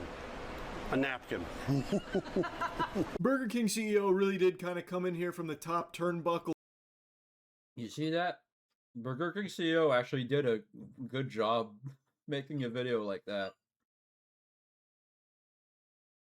CEO of McDonald's doesn't have shit on that. Holy shit. It's so funny, man. And Gangnam Style on the McDonald's CEO. This one feels a lot more candid. It's not set up in like a fucking studio-like setting with lighting and like a whole ensemble faking that it's your lunch and then being really reluctant and frightened to even bite your burger. The Burger King CEO just comes in here and bussy maxes. He's like, oh, fucking new Whopper? Can't wait. Oh. And it does come across Whatever you more want to believe, authentic. Straub. Granted, it is still staged. He just happens to be doing a better job at appearing human and appearing as though he actually wanted to consume the product. And I gotta tell you, his acting here is pretty impressive. It is not an easy role to play, a Burger King fan. That is tough. I think even like the highest paid A-list celebrity actors would struggle to fake enthusiasm for a Burger King burger to this level. Because it's damn near impossible. It's fucking Burger King at the end of the day. Now, all cards on the table. Yesterday, we did post that video trying the Big Arch Burger versus the new Whopper. I do think the new Whopper is better. I think it is a better burger. And you know what? If Burger King does keep trending in that direction of actually trying to make improvements, all power to them. I have been probably like the biggest Burger King Scrooge imaginable. I find extra time in the day to shoot spitballs at Burger King because I think they serve up straight sludge, radioactive gruel. But if they are willing to make changes to the Whopper, for example, to make it better, which I do think they did, that's great. And hopefully they keep going in that direction. And as far as the burger mogging battle goes, I think Burger King definitely slapped McDonald's. But that's not where this Clash of the Titans ends, because then the Wendy's CEO wanted to hop aboard. These fresh, never frozen beef, our Applewood smoked bacon, our brand new bun, our square burger cooked on a flat grill. Amazing, absolutely wonderful. That's a burger. See, even he doesn't look dead inside when he's eating the burger.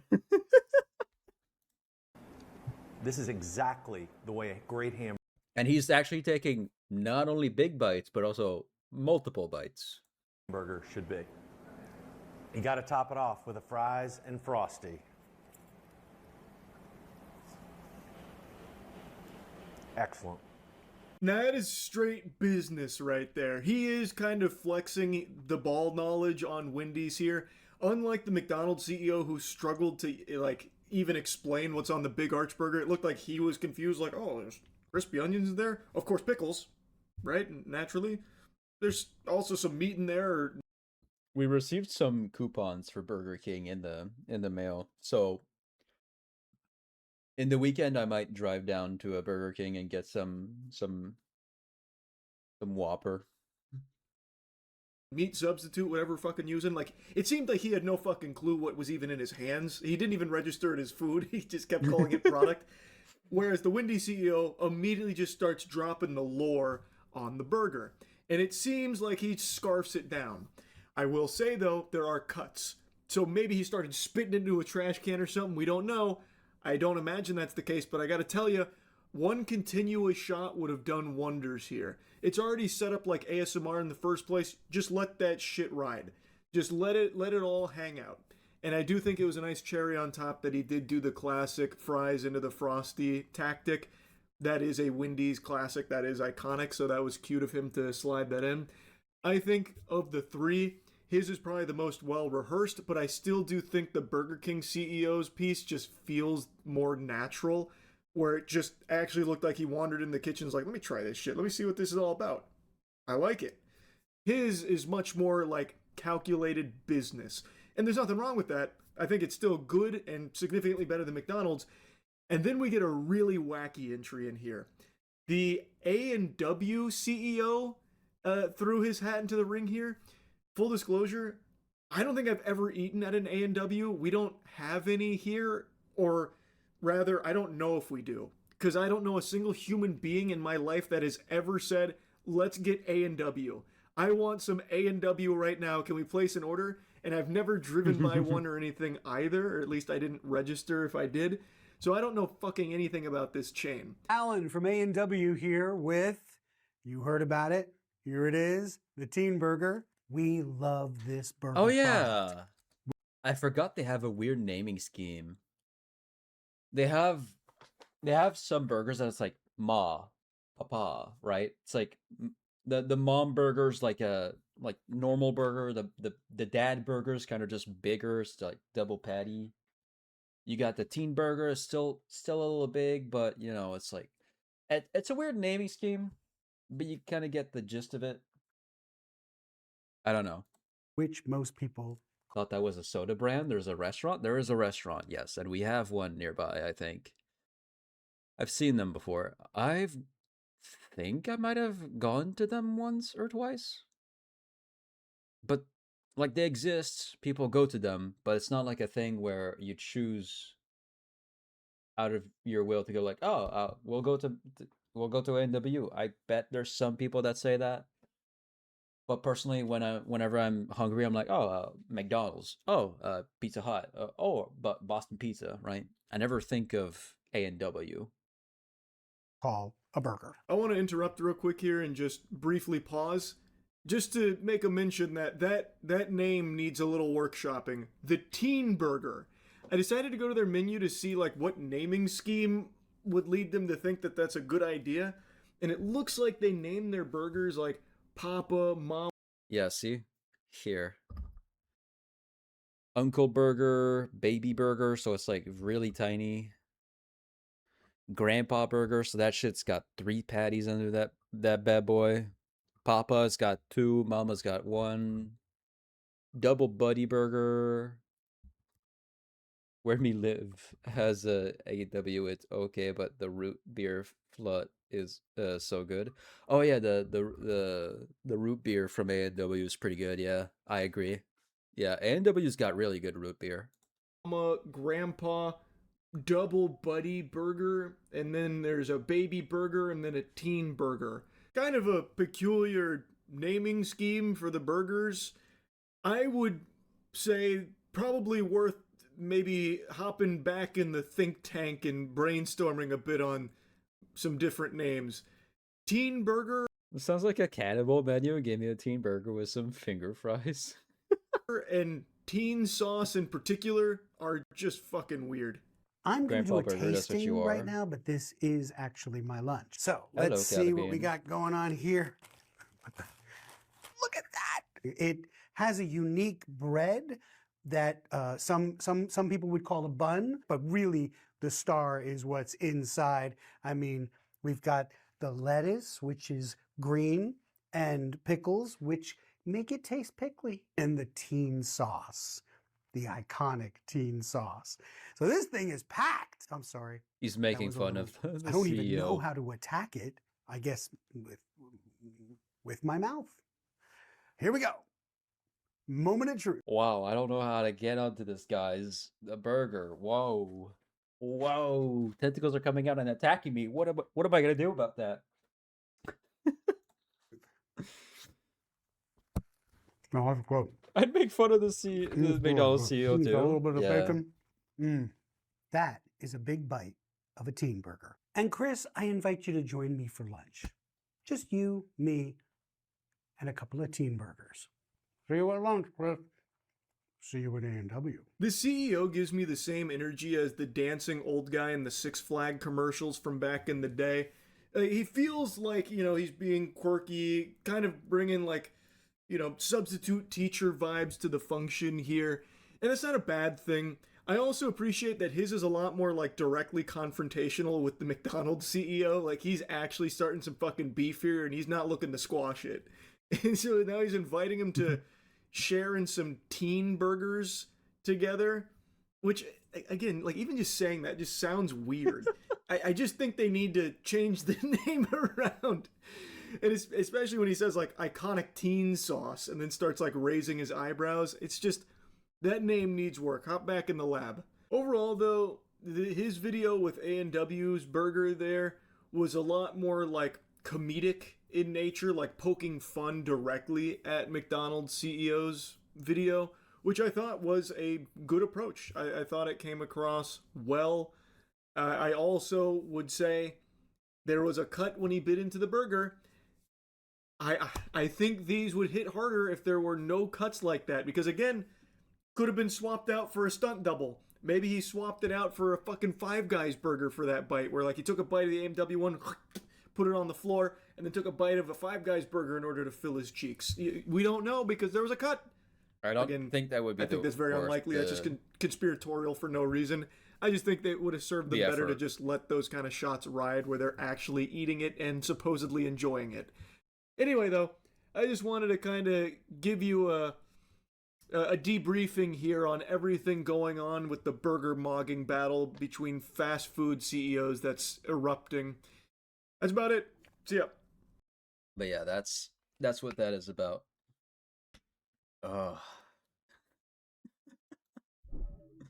Man, I don't know how to attack this. Whoa. A burger, never eaten one of those before. I usually eat high-end cuisine. Wow. This burger's going wild. Dang it, I have to travel upstate for 4 hours to get into an A&W. Damn. Maybe if you ever go on a trip and there's an A&W nearby, you should try it, right? I don't think it'd be worth it to drive 4 hours to get to an A&W. The only thing I'd drive 4 hours to go to is probably to watch Iron Lung. So it's one CEO trying to all fast food restaurants, having been following this. No. What it is different CEOs from different fast foods are showing videos of them eating their own like burgers. It started with the CEO of McDonald's being like, "Oh, I'm gonna try the Big Arch because we're trying to promote this," and in his video, he calls the burger product. He calls it product, which is weird, right? His face is like dead inside. He doesn't look like he's enjoying it at all. He looks like it looks really bad. Here, I'll try to find it. I think it was on Twitter.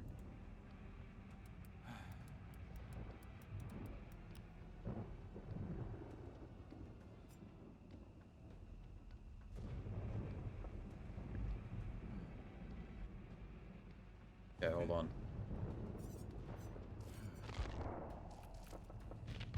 Let me just show the 1 minute video.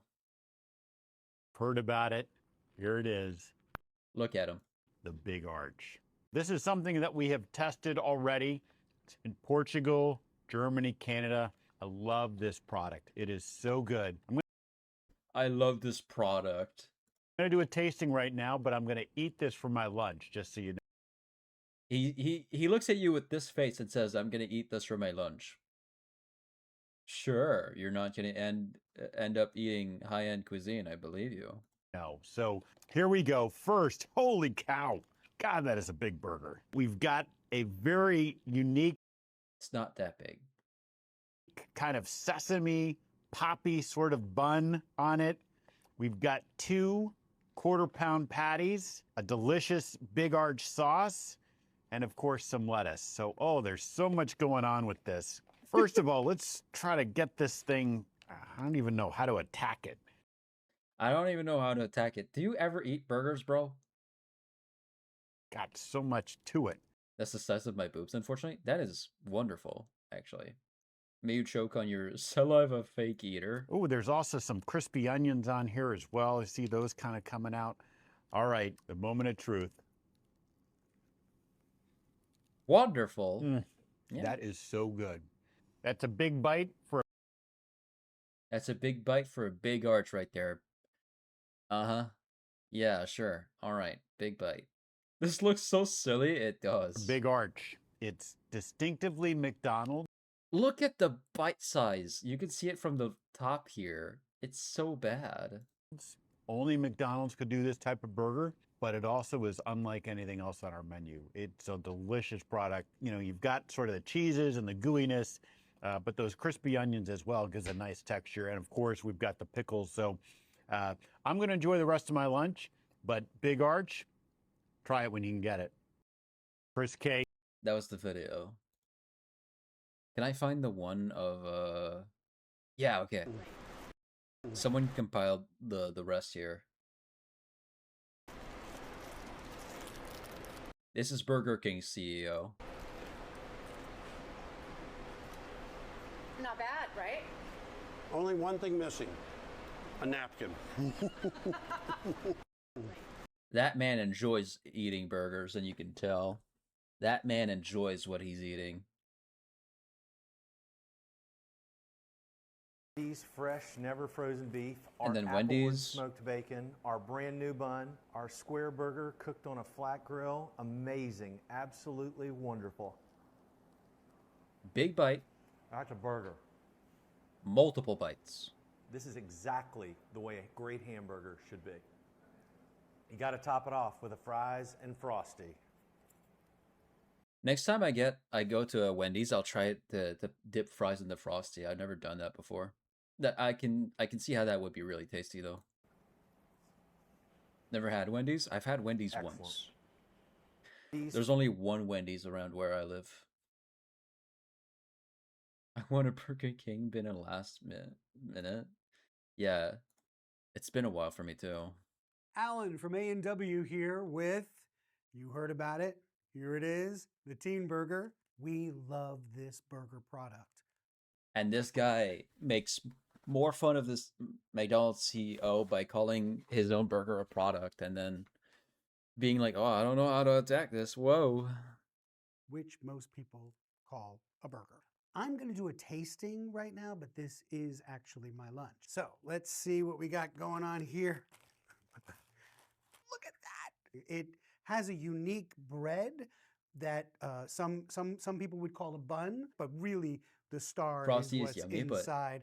Wendy's fries is we've mad got for me. the lettuce, which is green, and pickles, which make it taste pickly, and the teen sauce, the iconic teen sauce. So this thing is packed. I'm sorry, that was a little, I don't even know how to attack it just with my mouth. Here we go. Moment of truth.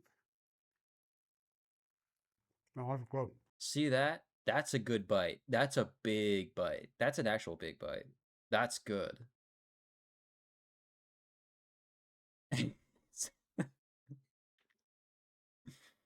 Oh God. Now I want to see the CEO of Whataburger to do this. To do this. Got a little bit Do of this bacon. too? Yeah. That is a big bite of a teen burger. And they're just $4.99 from now until March 11th. So go to A&W and get a teen burger when you can. And Chris, I invite you to join me for lunch. Just you, me, and a couple of teen burgers. See you at lunch, Chris. See you at A&W. I like how this guy presented it, right? The presentation of like, see you at lunch, Chris, see you at A&W. Very nice. But yeah, that's that's them doing this.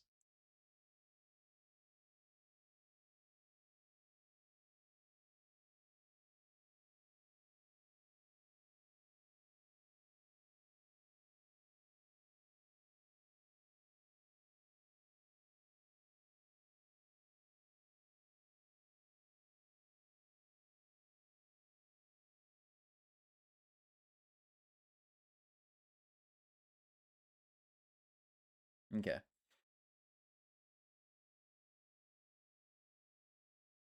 Let's get back into the game.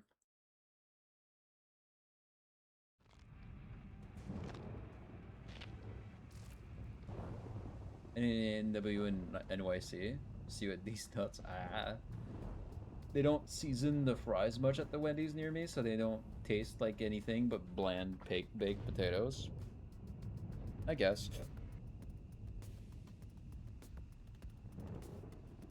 Okay, I'm gonna put away my I don't have my freaky emote anymore. It's okay. Oh wait. Probably got another one. There you go.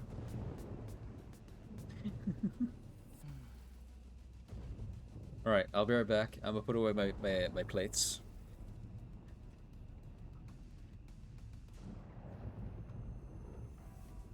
Got any good sweaty runs? Oh yeah, our first game. We had some survivors that were really...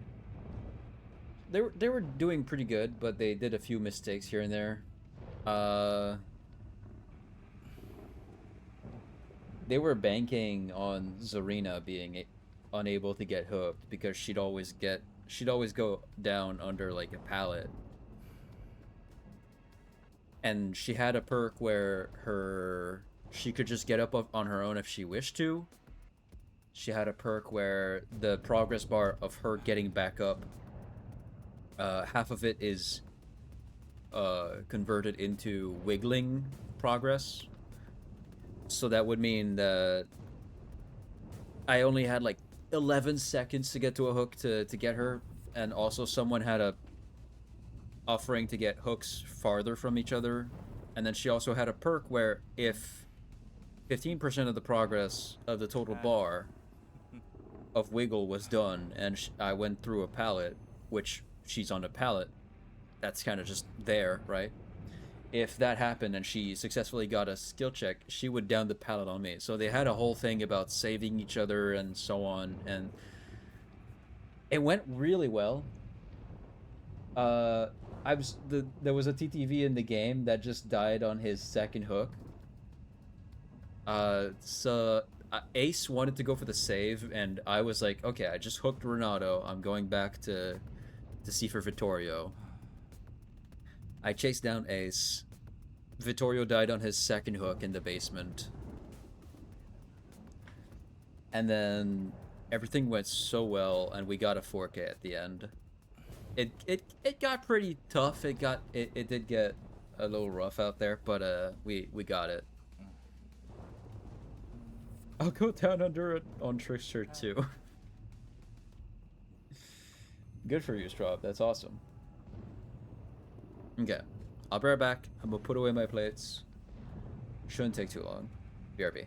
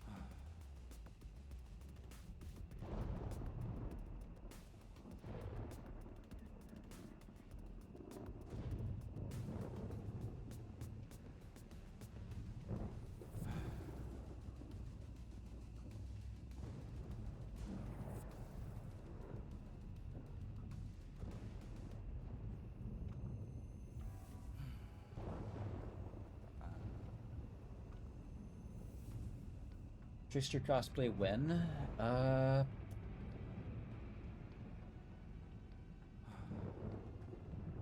No confirmed dates. No confirmed dates. Thanks for coming back. Thanks for coming back.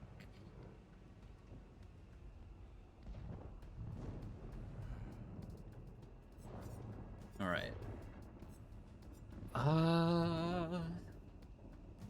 Actually, I didn't even prestige this guy to 3.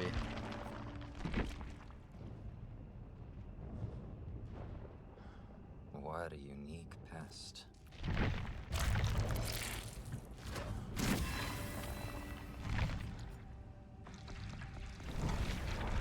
Hey, welcome back, Roxanne, and welcome back to you too.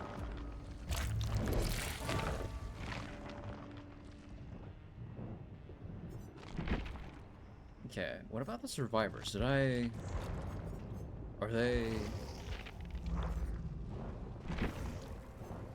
No, not even. Damn. Are you shitting me? 49. No. Okay. Hold on. Thank you, Roxanne. Big hug back to you too, man.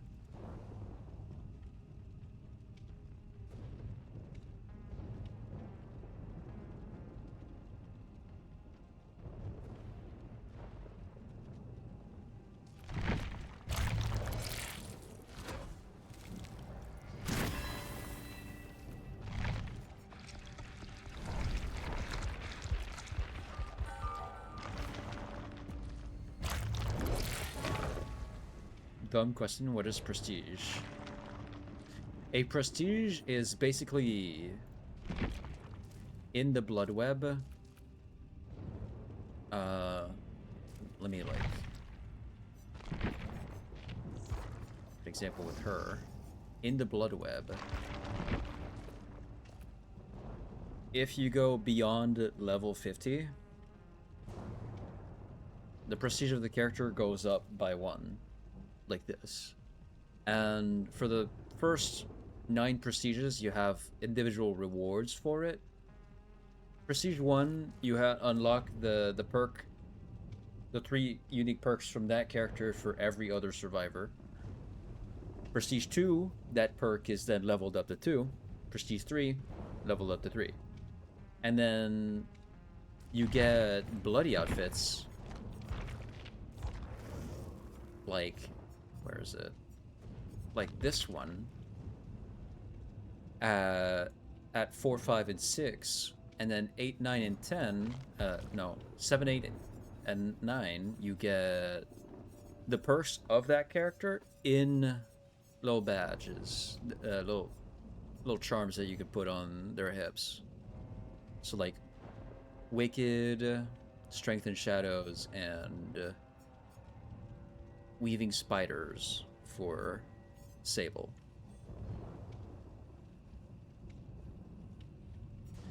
And in the last PTB we had, they are planning to add more to that, where if a survivor or a killer gets to Prestige 25, you unlock an icon, like a badge like this, on your account, but with the face of the character you unlocked. Kind of like how this Huntress one is, or how this Chucky is, right? And then at 50, 75, and 100, you have different effects to add up to them.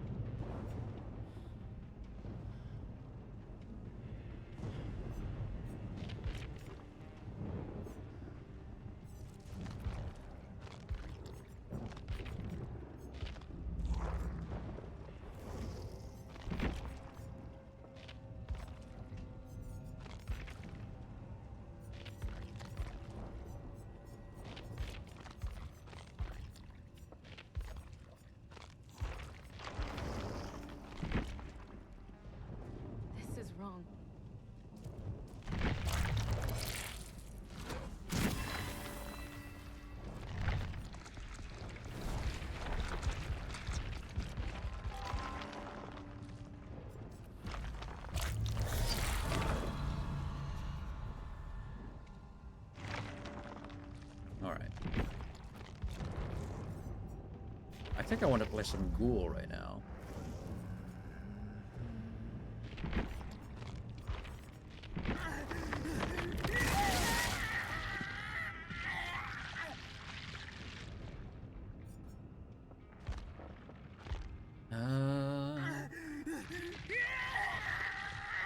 The E-boy killer, pretty much, yeah.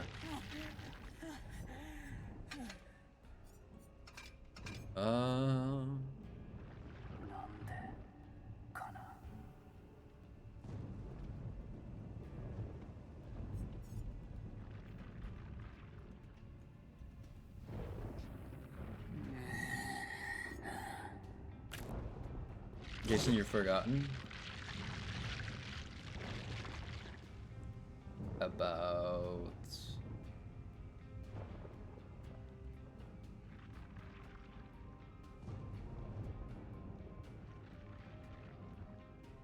P3. Yeah, I don't have enough blood points to get her to P3.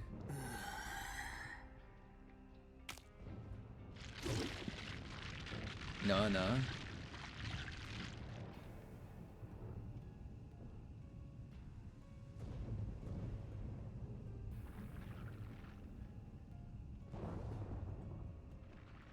3 P3 open perk for other characters? Yeah, I talked about that. P1 Prestige 1 unlocks the perk at level 1 for everybody. Prestige 2 at level 2. Prestige 3, the perk is level 3 for everyone.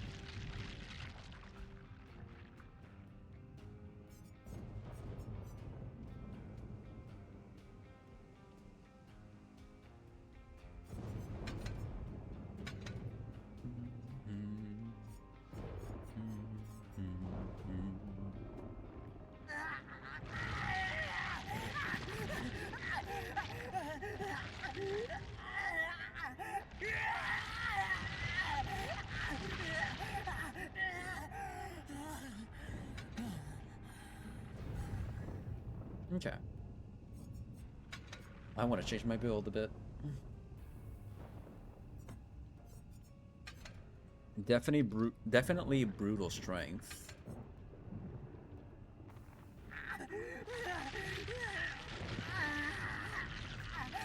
I down with a basic attack, so it would be prudent to bring Surge.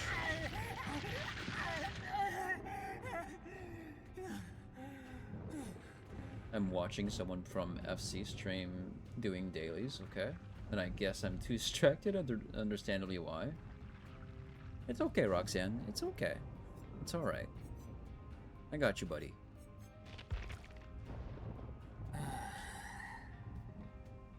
I am going to want to block windows. And a raid boss from Downtrail talks like a surfer boy? Hell yeah.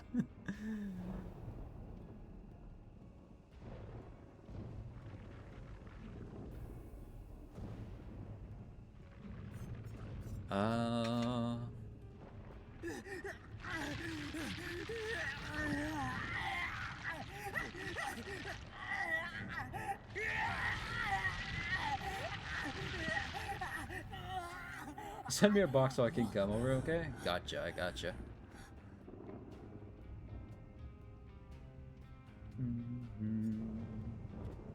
Boom, boom, boom.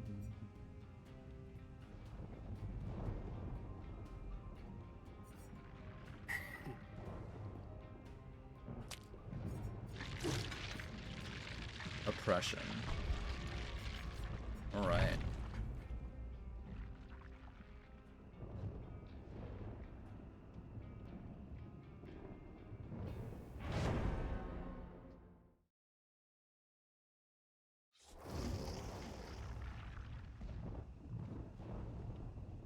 A sable to spare.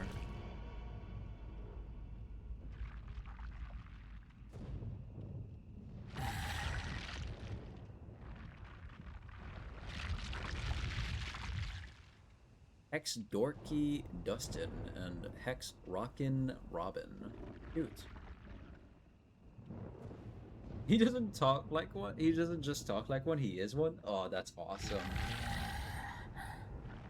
That's awesome, dude. Hell yeah.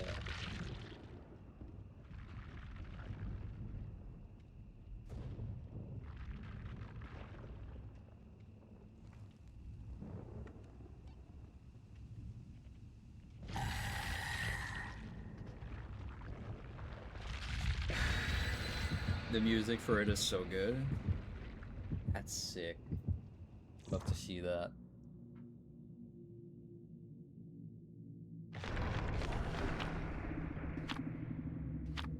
Can I finish the boring part of Dawn Trail?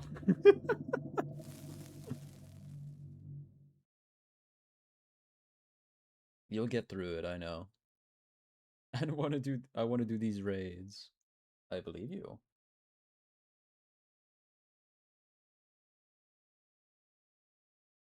Yeah, sorry for making a stream so late, by the way. I got woken up by a family member to go have an interview. And then when I came back home, I was just like, nah, I'm just going back to sleep, man. Fuck that.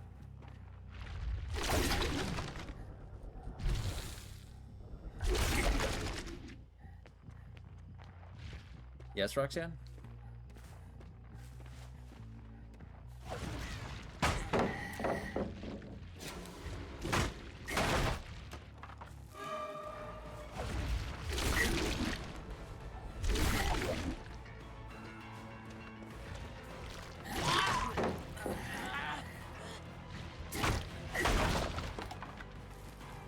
I got woken up by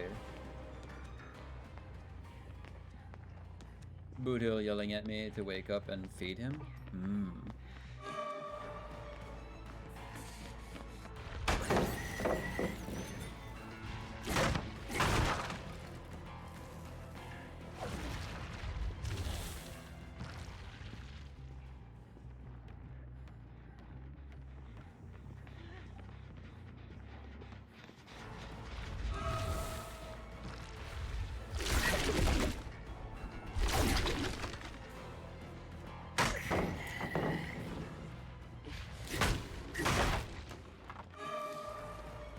Greedy little creature.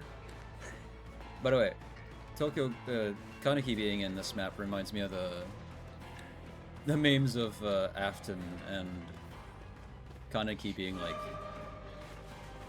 Kaneki, I think we might have to kill this guy.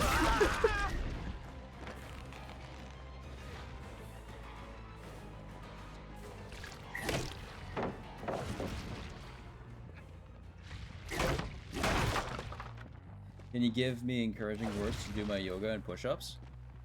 Of course.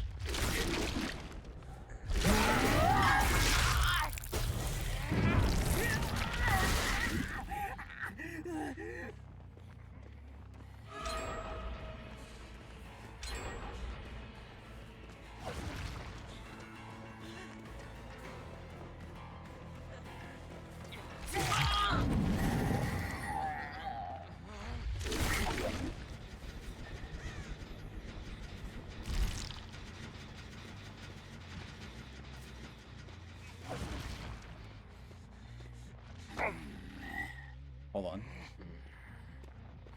Roxanne, you're doing fantastic.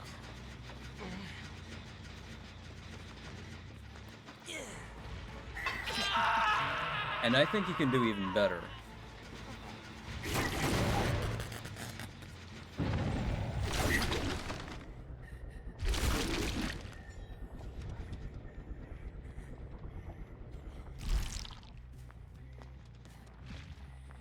And I know you'll get through tough times one way or another.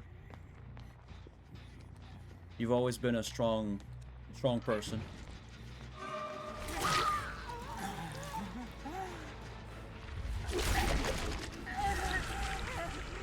Oh, come on. Sorry, Dustin. Just gotta take a sip.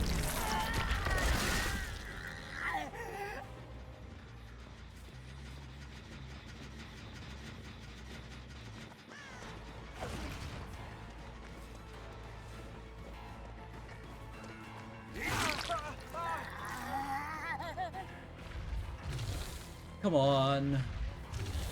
Come on! Oh. Brother, please. Please. I'm thirsty, please.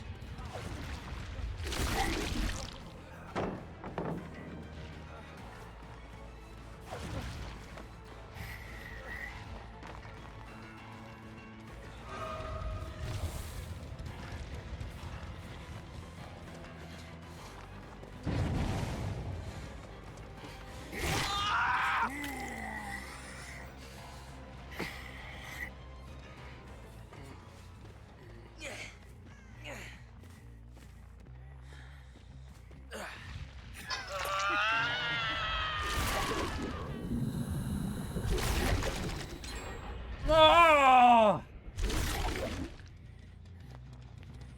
And you got this, buddy. Push-ups are going to do wonders for you. I'm chasing ghosts.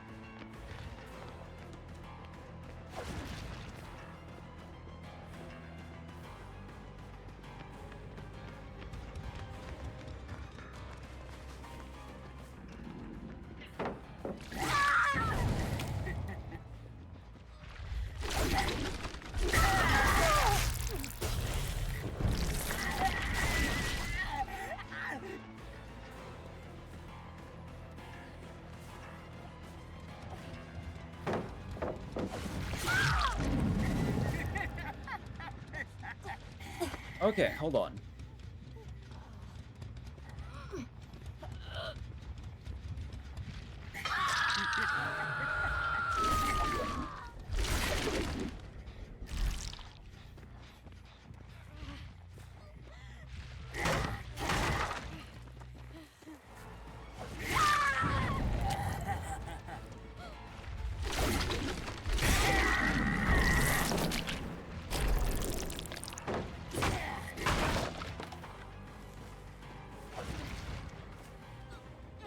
I gotta lock in. I got one gen left to defend. And I have no kills.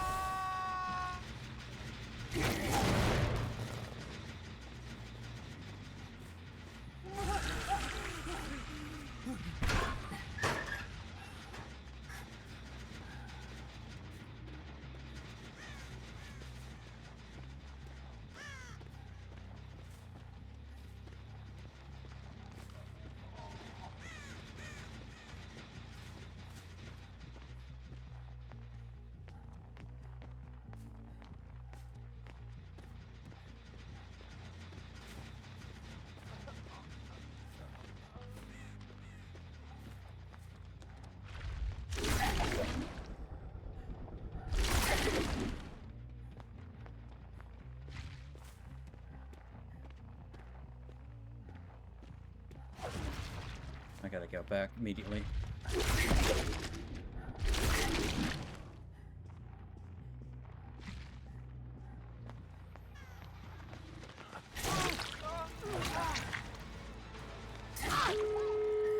Oh, come on!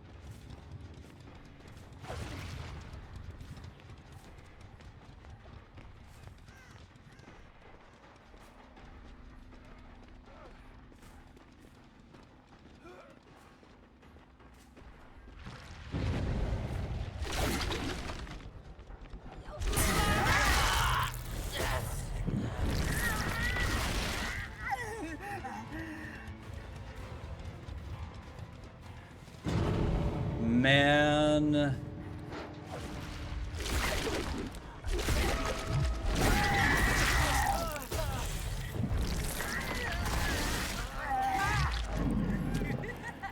Bro!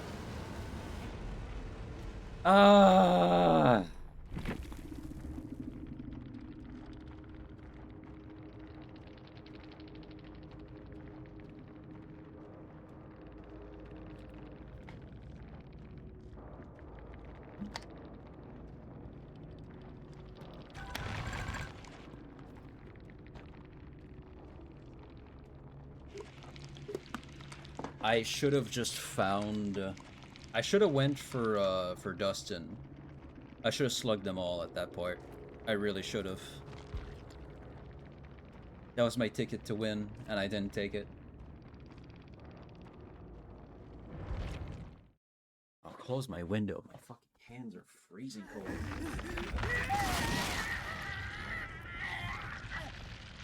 On just attempt 3, you're banned.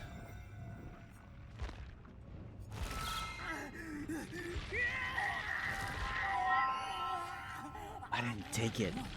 I didn't take it. I didn't take it. I should have slugged him, man. I had slugged Sable. I had slugged Felix. I had slugged... I should have slugged Robin. And if I would have just chased down... what's his name?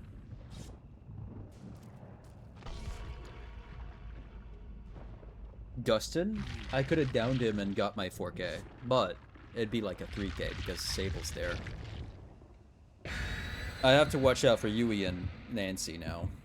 If I down anyone, there's 2 people to look out for. They have flashlights.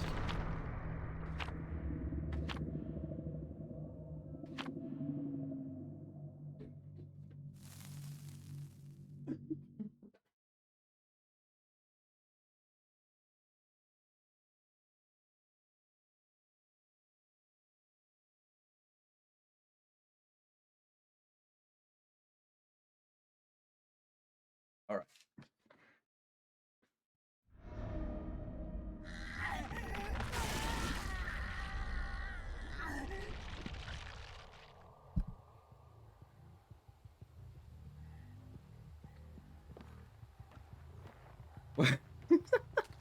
What was... That's just me throwing it back. It's okay. Why am I in here? That's so bad. Such a bad spot.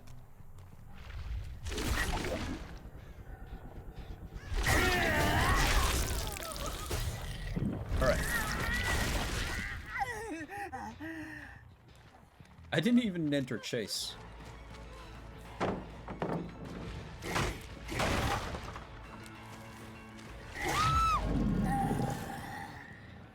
You do have the bakery for that? I do. Beat Nancy. Nancy's there, and I gotta watch out for her.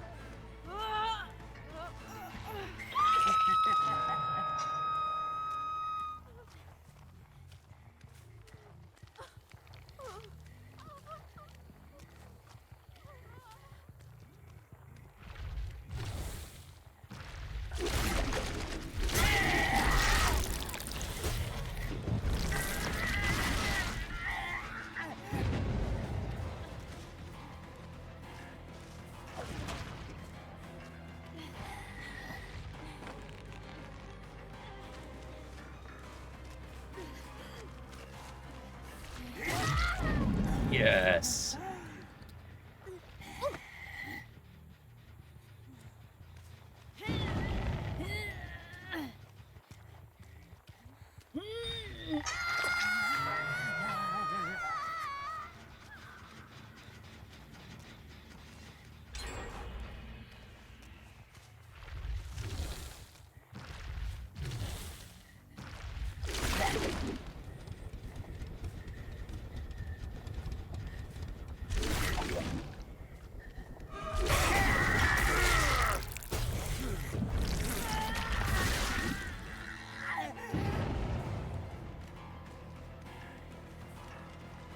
There's a chance that this guy is friends with the both flashlight owners.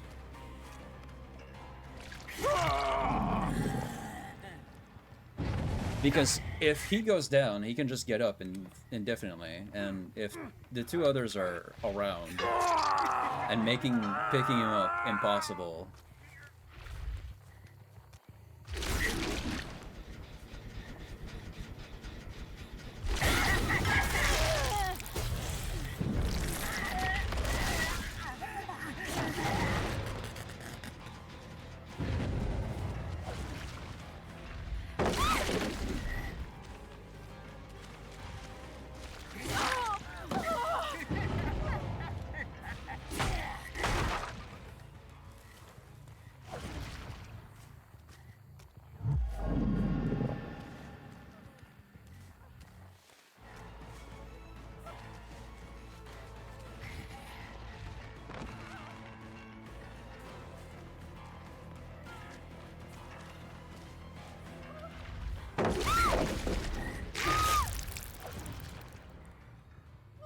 Nice.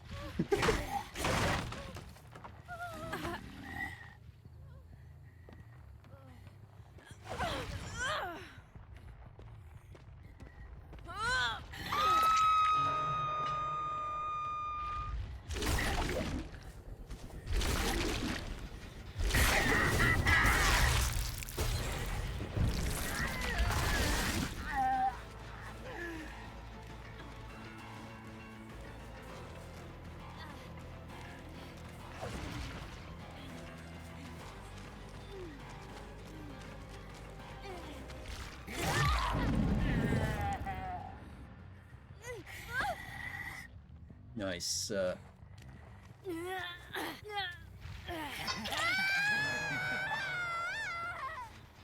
Ah.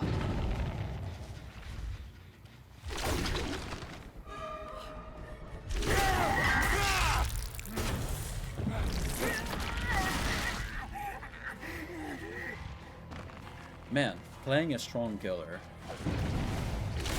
At high MMR, you kinda gotta.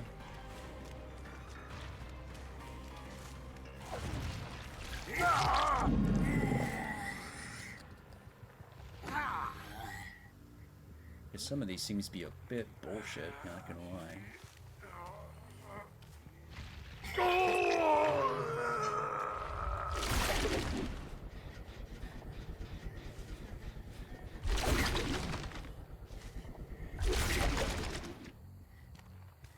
No progress there.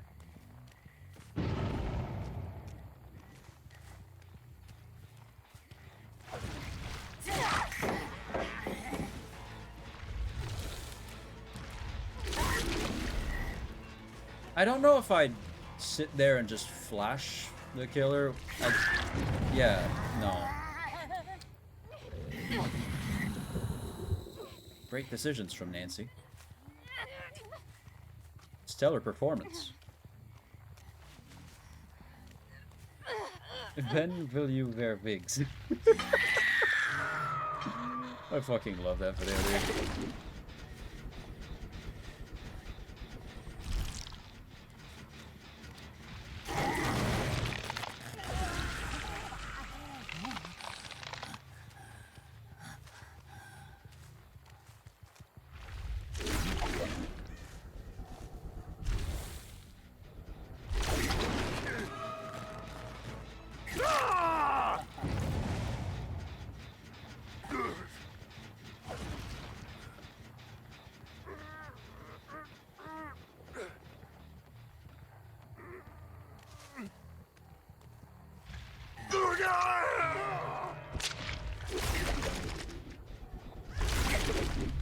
Sorry, pal. I'll take my kill when I can.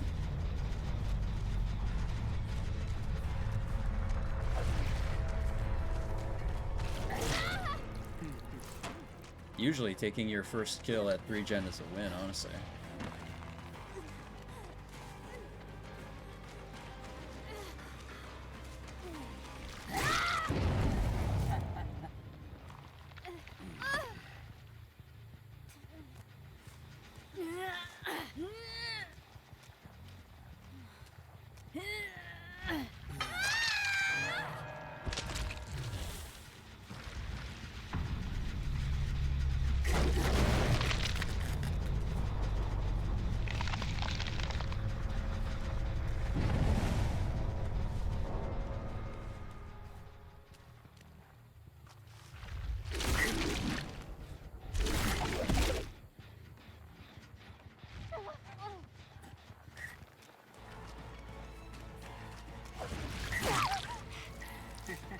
GG, well played. GG's, man. Sorry if I'm making... If it seems like... I don't know. I'm trying my best to make it... My matches kind of rough on Survivors, because lately my MMR's gotten higher and matches have been real rough as killer. Most of my games I usually either DC or everyone escapes. It's been bad. So I just want to make sure I get a chance to win sometimes.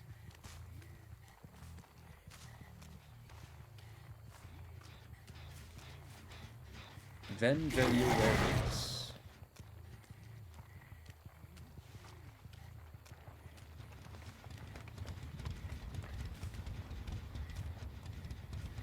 Yeah, she's trying to go next for hatch giving. Hatch giving, it's all good. I'm just messing around. Running no mither. Yeah, running no mither. That takes some cojones to run that.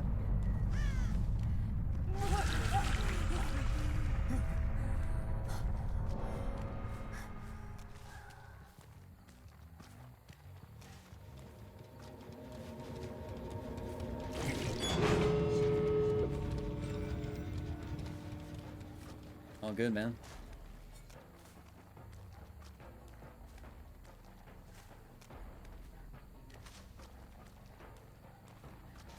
Oh, they're at opposite sides of the map. That's great.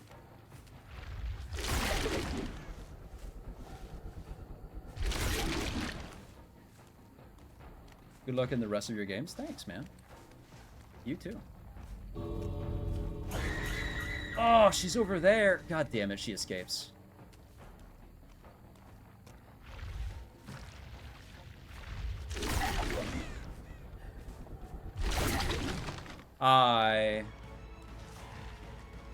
Yeah, just get out.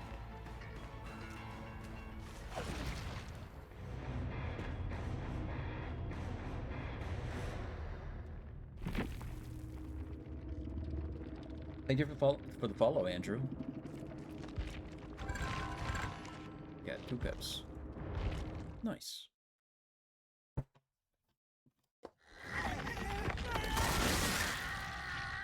I kind of want to switch it up. I'm kind of tempted to play Myers.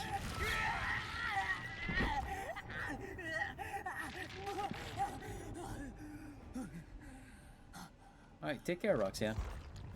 Do some good yoga right there.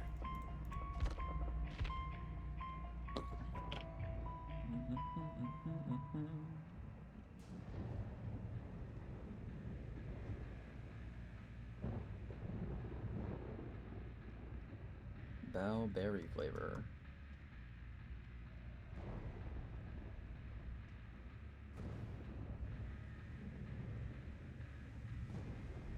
Use code Jason at Gamer Subs. The code doesn't work, but you can pretend it does.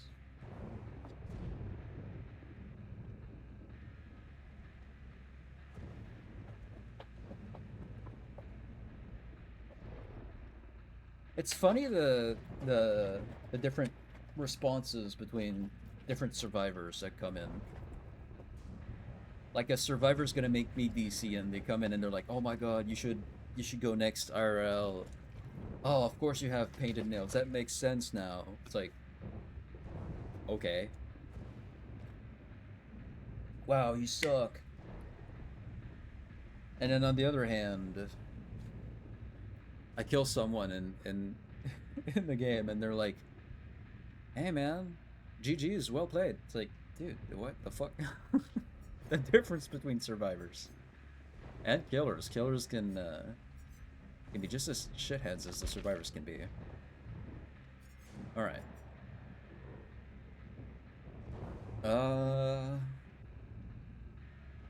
Church hook? Yeah. We'll keep pain resonance. We'll just put it somewhere else on the. We'll put it here. It looks good. Trail of Torment is kind of a must-have here. Actually, put Trail of Torments up there. And then Pain Resonance here. Brutal Strength. Bamboozle, because those windows are full of hatred. They do nothing but hate.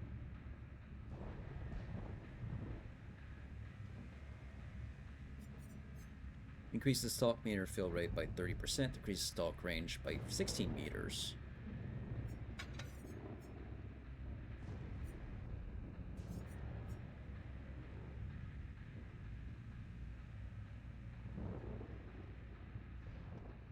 It doesn't say how long his stalk range usually is.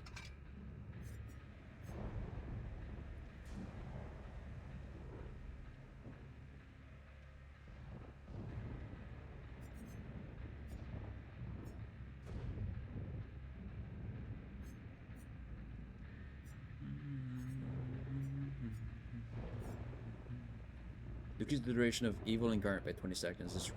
Decreases the stalk meter fill rate by 20%. Okay, so increases Evil Incarnate by 20 seconds, but it fills slower.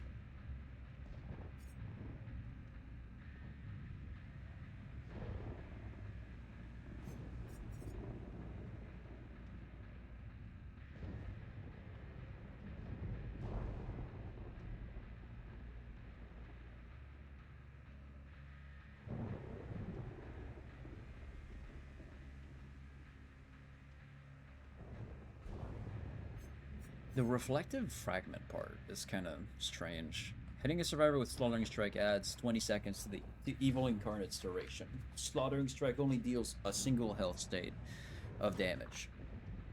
On paper, that sounds like it's good because you get to break pallets real fast for a while if you're successful in your chase. But I don't know. Sounds kind of meh. Sounds kind of like it's whatever, right? Okay. Let's give it a go.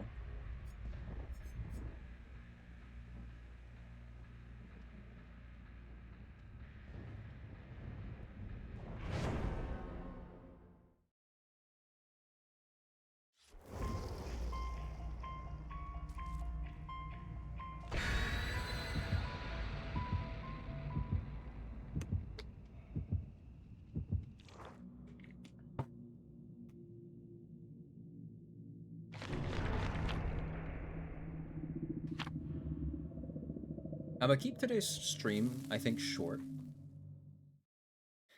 But I'll try to make sure to wake up earlier tomorrow so I can start stream earlier as well. So we can have a longer stream then.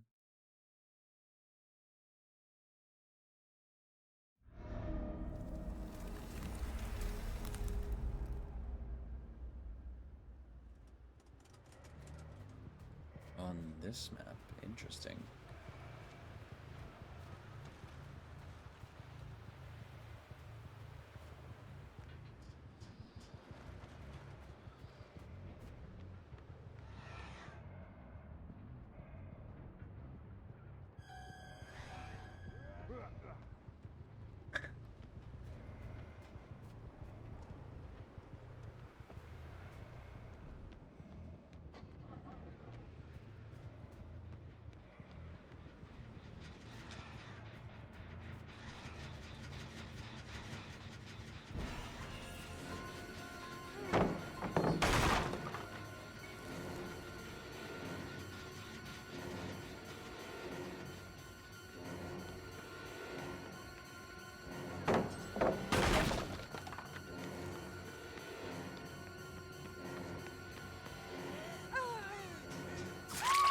Oh shit, okay.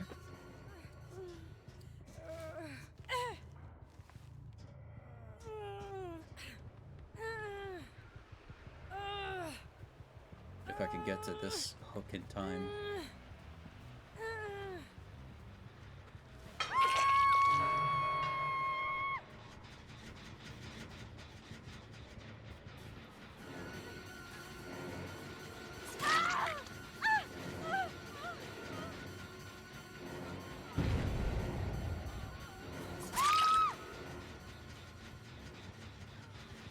Okay.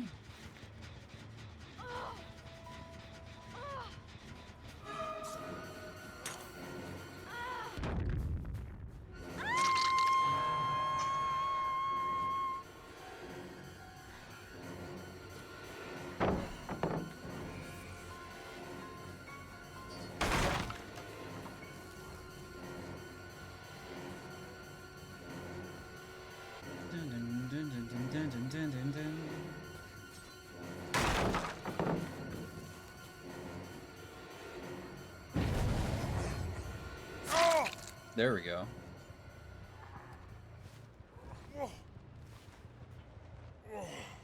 Everybody's getting hooked on this one for at least once.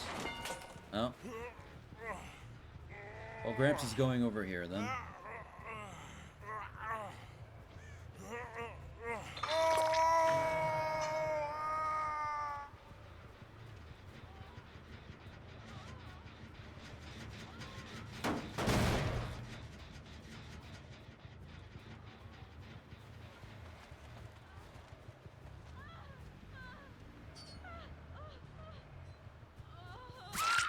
Dude, I confused myself, I'm not gonna lie.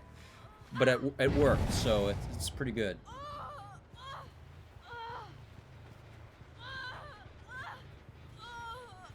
The movement of that is pretty massive, actually.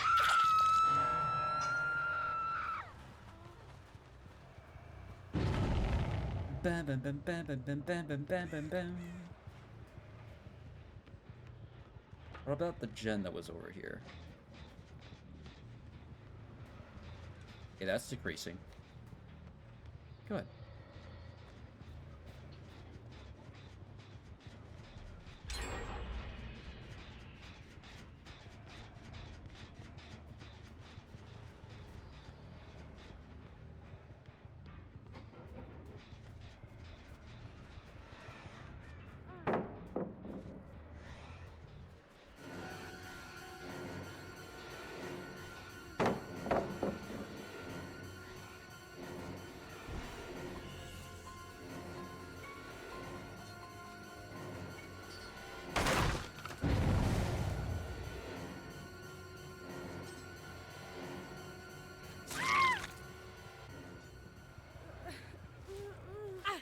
Bam bam bam bam bam bam bam bam bam bam bam.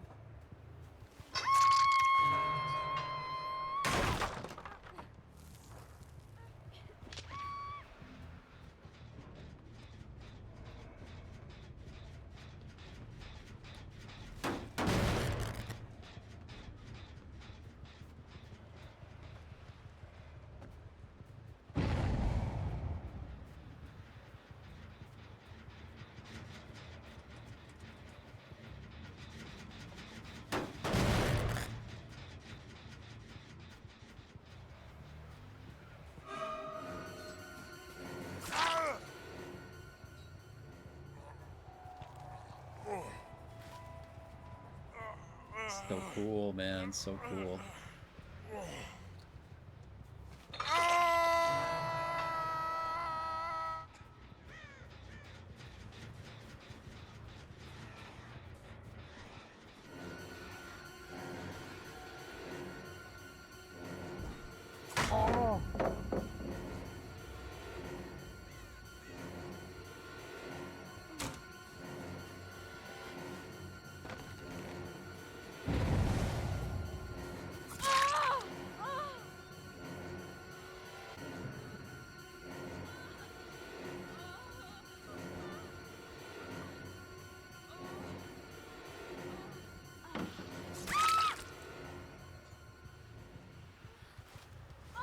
Pallet Hugger, have not seen them in a while.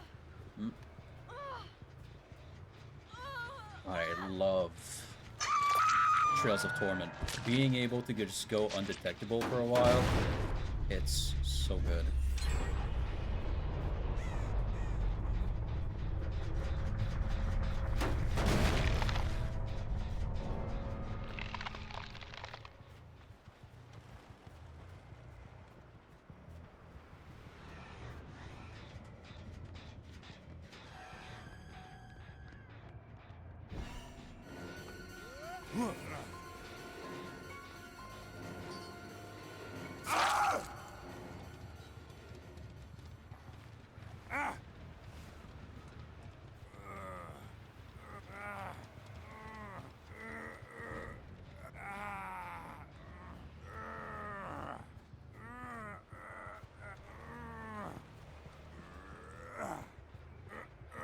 Yes.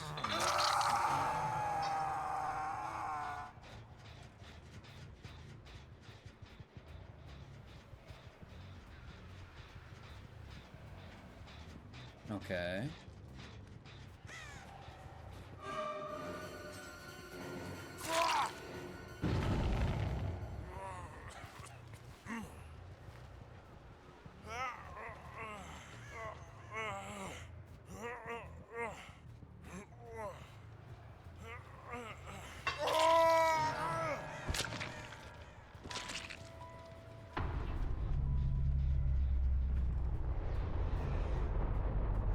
Yeah, they're gone from where they were. Smart.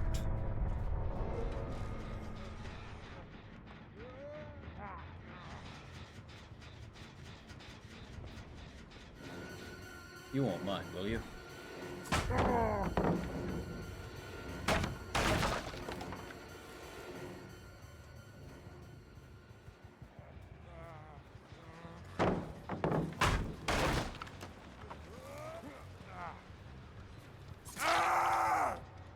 Sorry, bud, but Kate's got another one, and I don't want to be unfair here.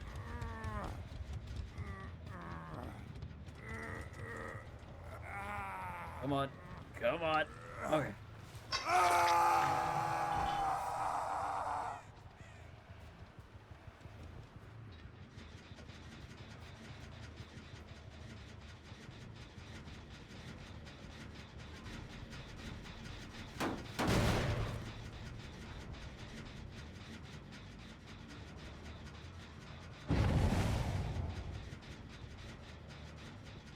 Sweet dark corner to stalk from.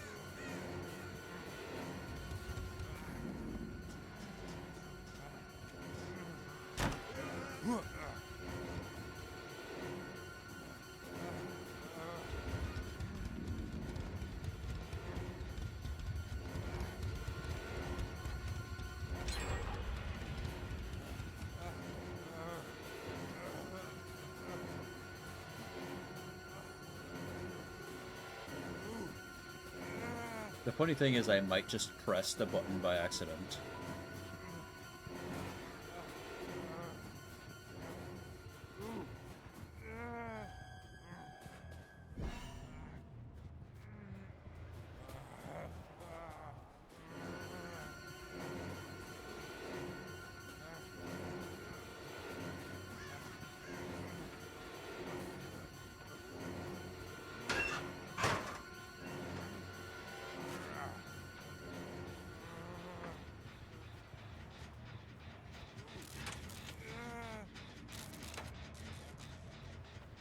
Alright, I'll let them go.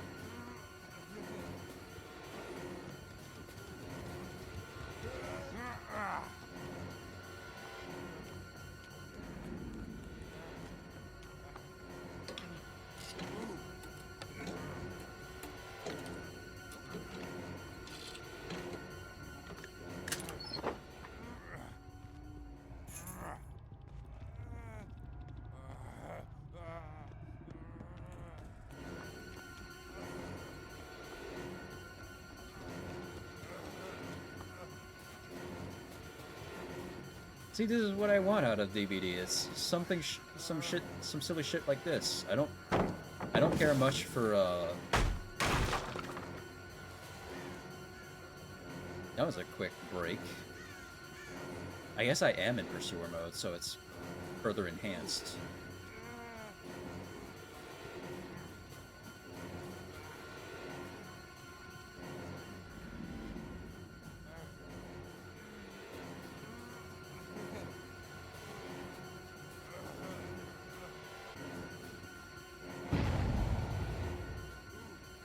Alright, see ya.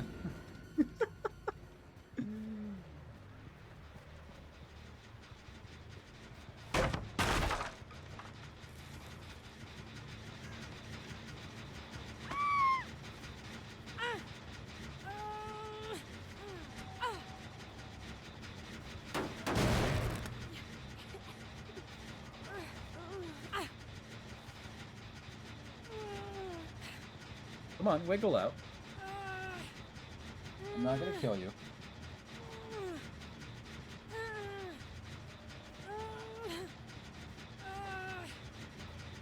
Oh.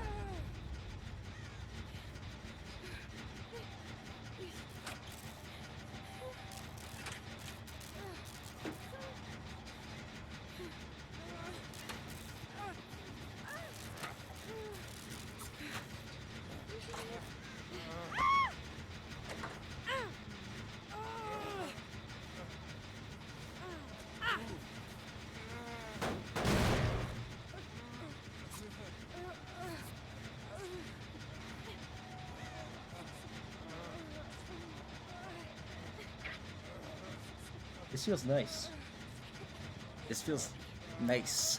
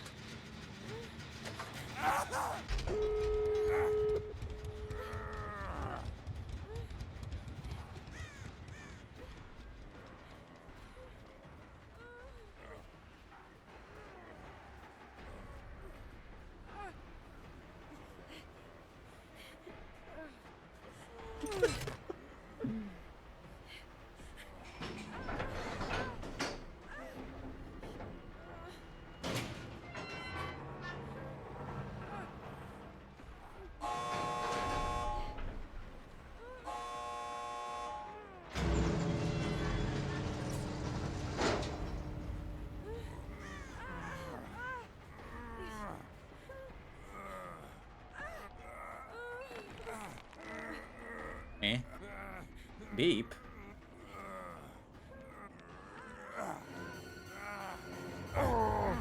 There you go.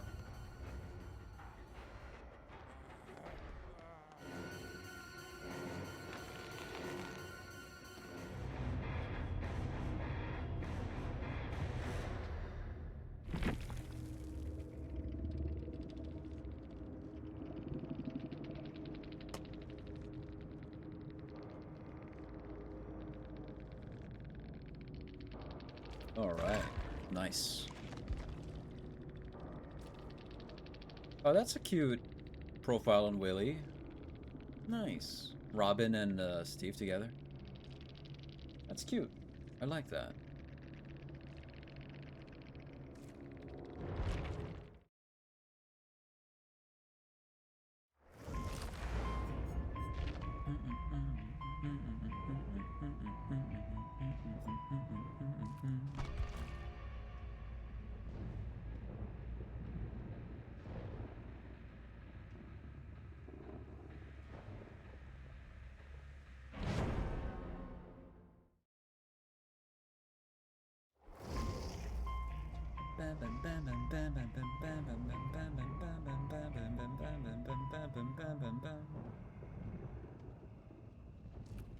Okay, 2 flashlights, V and Jake.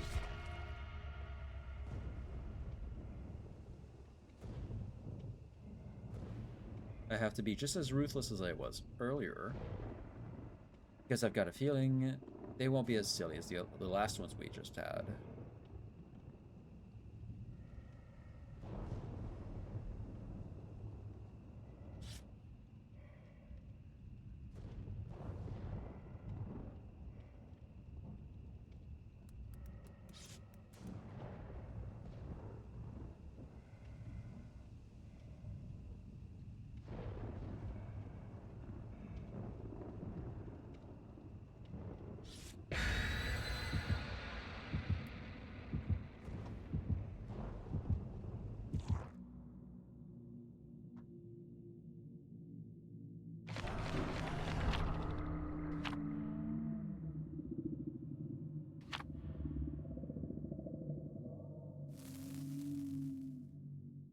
Why Twitter no work, man? What is this?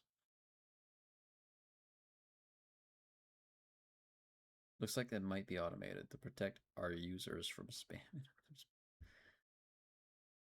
We can't complete this action right now. Please try again later. I've been liking and retweeting too many things. And Twitter thinks I'm a bot. Bro.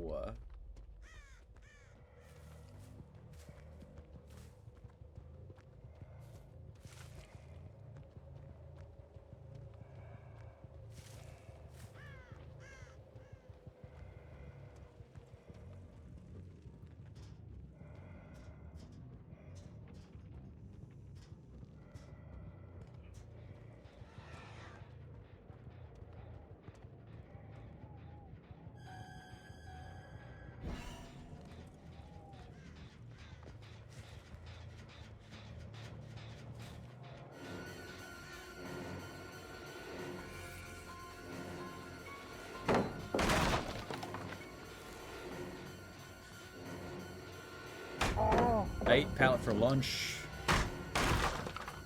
You can't hide from me.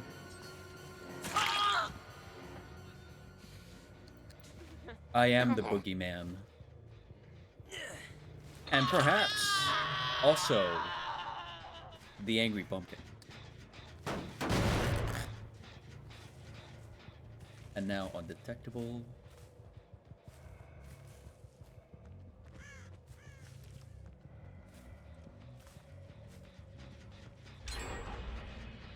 Oh.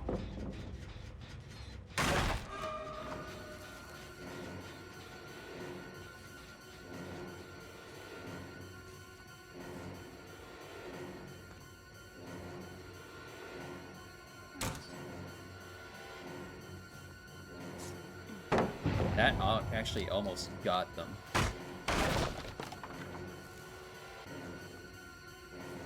Ah, damn it.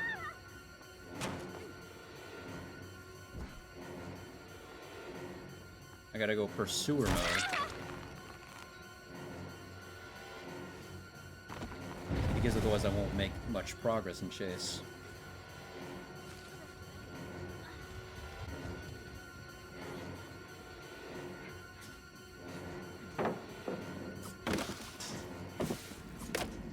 What?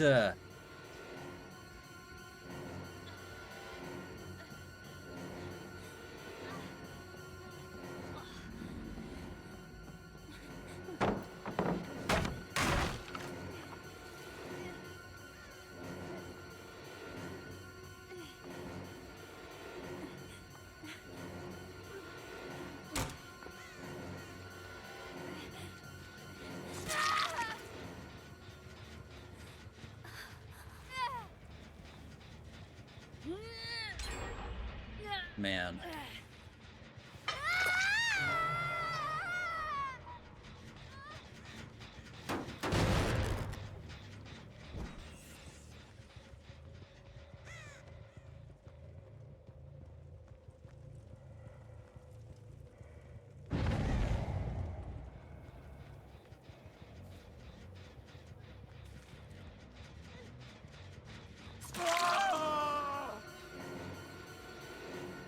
Hey, Jake.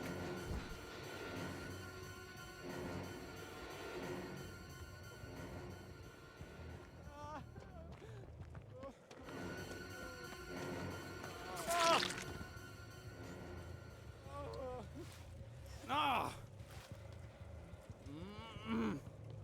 Yeah.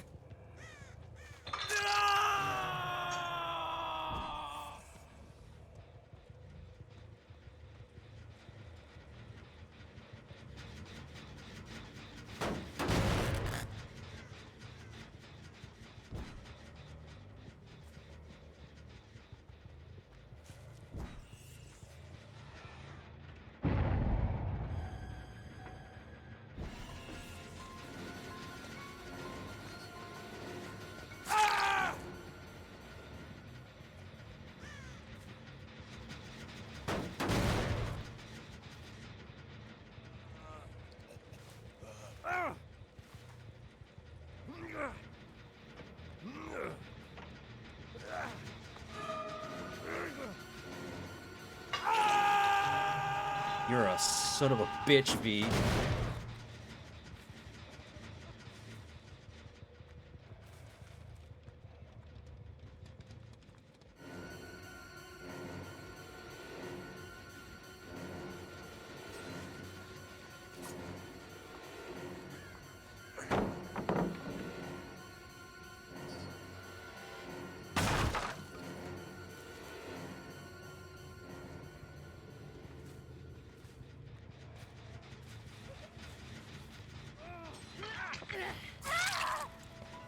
Alright, cool.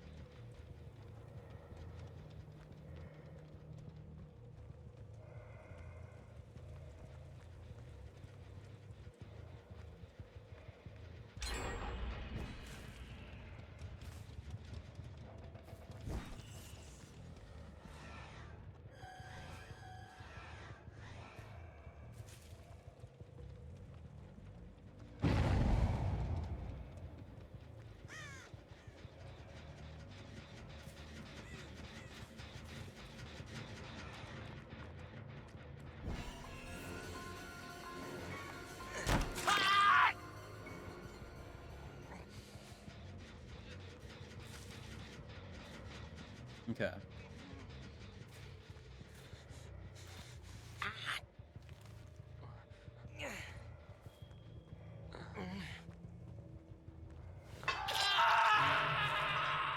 Nice.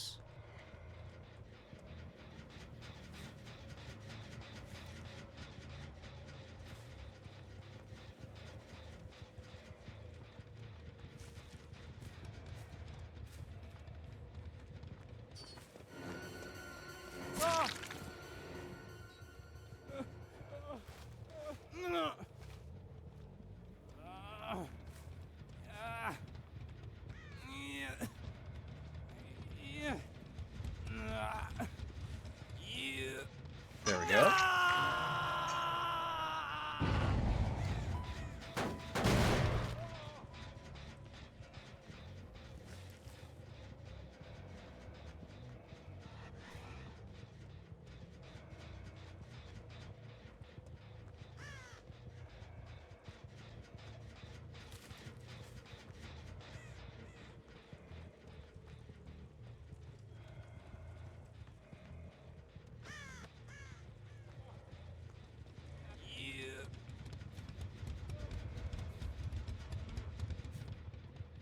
Okay.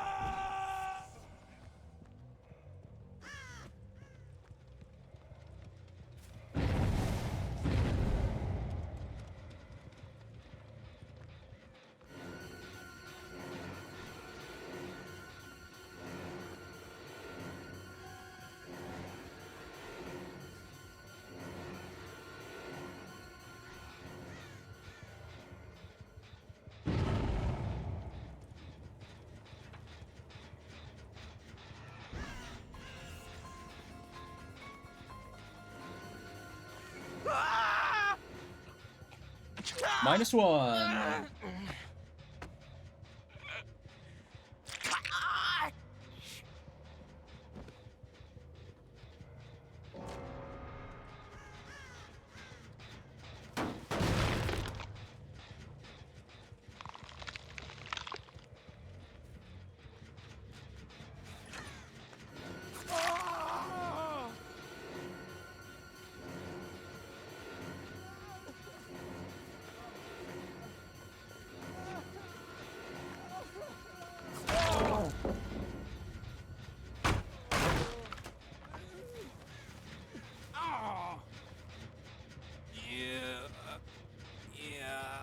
-2.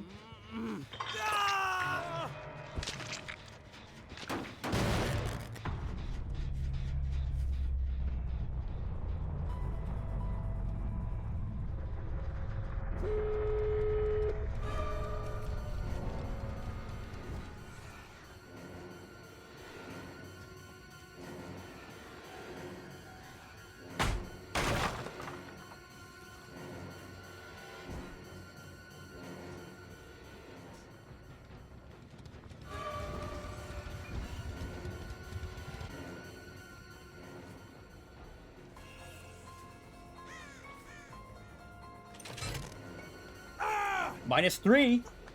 Oh. Oh.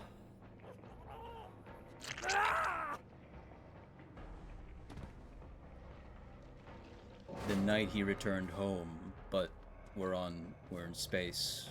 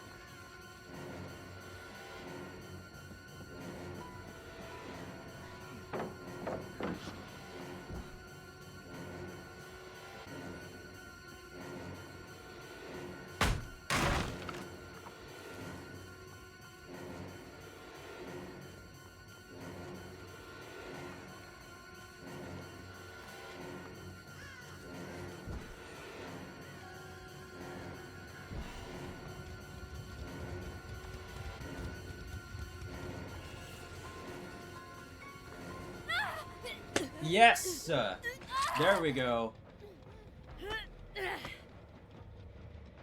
Yeah! Awesome.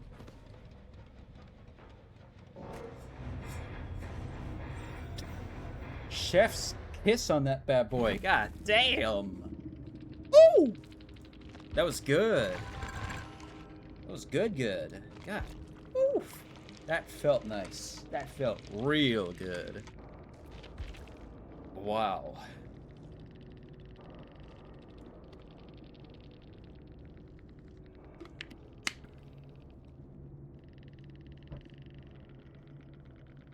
That felt great, man. Hell yeah.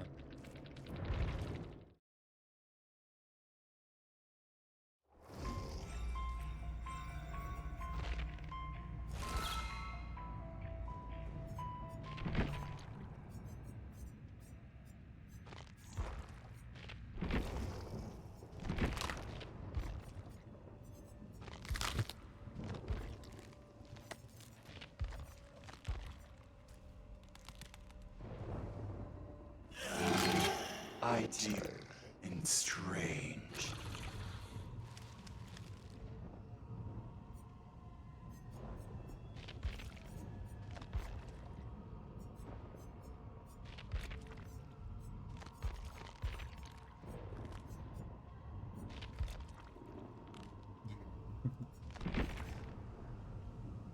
Okay. Get good use out of make your choice, but do I want to run that? Over Bamboozle? I don't think so. Not over Bamboozle. Bamboozle's too reliable.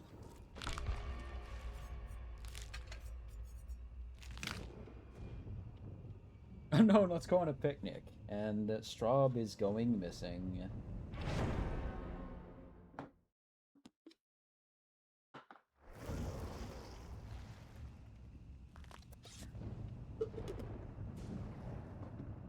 Two flashlights. Orella and Nancy. Why would I be going missing? Because the unknown is going to make you disappear like a twisted magic trick. Unknown would never? I don't know. Track record is pretty long. He would never do that to me and Bean. Right.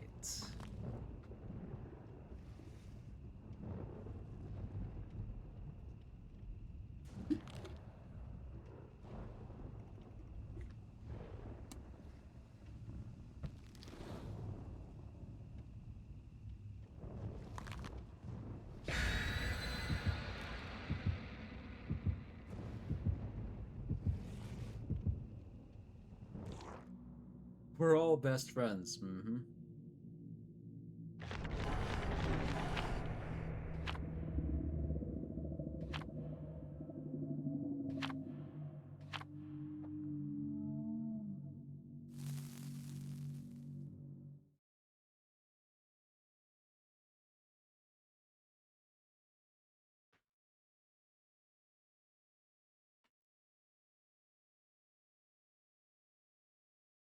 I fell asleep playing Honkai Star Rail. I feel like a loser chud. Oh, speaking of sleep,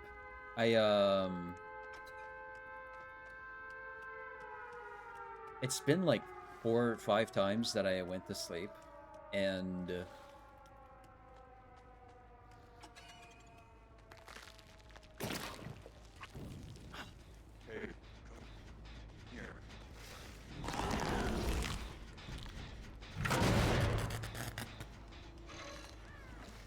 I set down my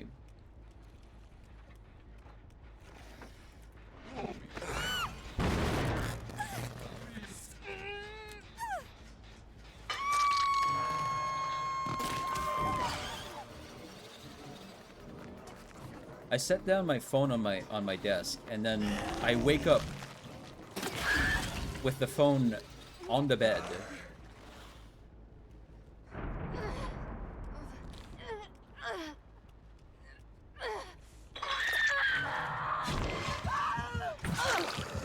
Dude, this is insane. Oh, imagine that.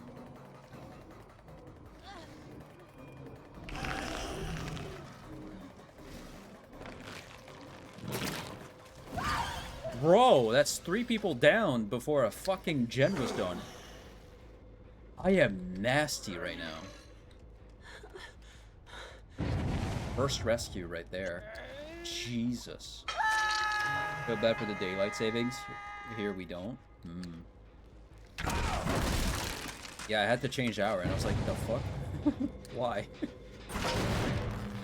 But me never sleep. You never sleep.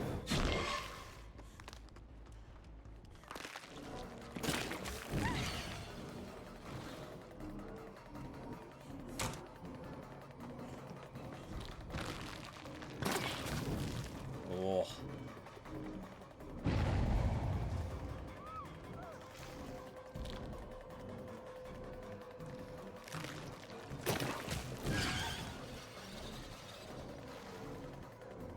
Dude, this match of Unknown is going wild.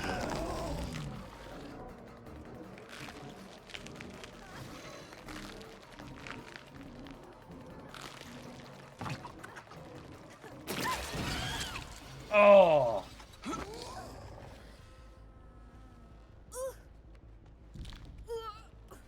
I should just play Unknown more often. This is great, man.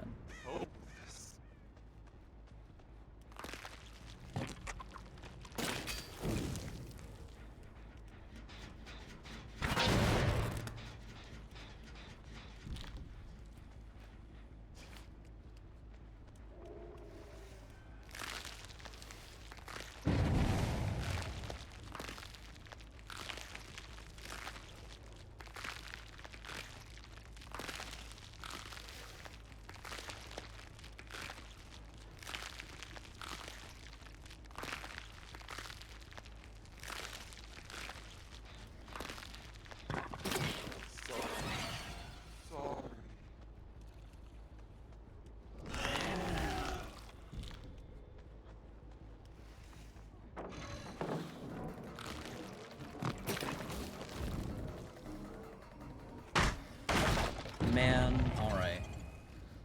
She's a 10 out of 10, but she takes a million naps like a spoiled house cat. Might still be a 10 out of 10, not gonna lie.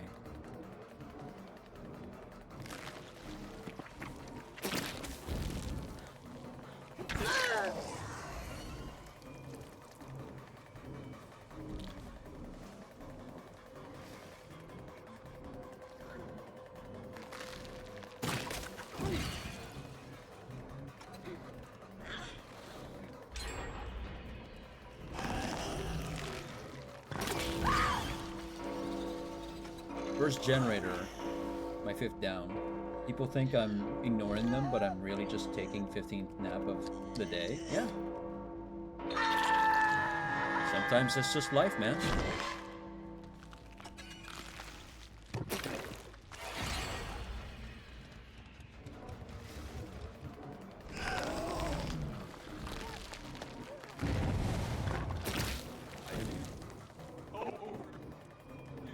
And this rat pup runs on Zoomy. Runs on Zoomy, man.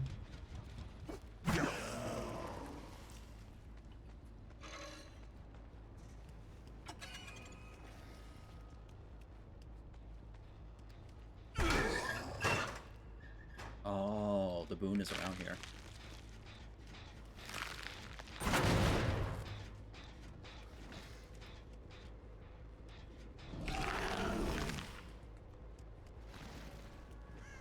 Is it upstairs? Has to be. Okay, I can't teleport upstairs just yet.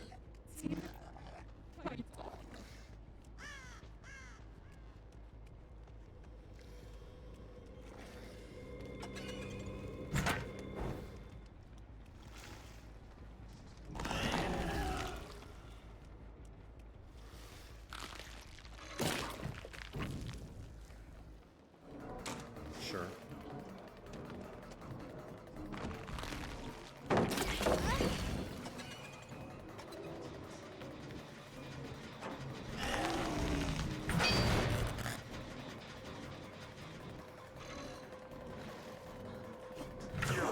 What?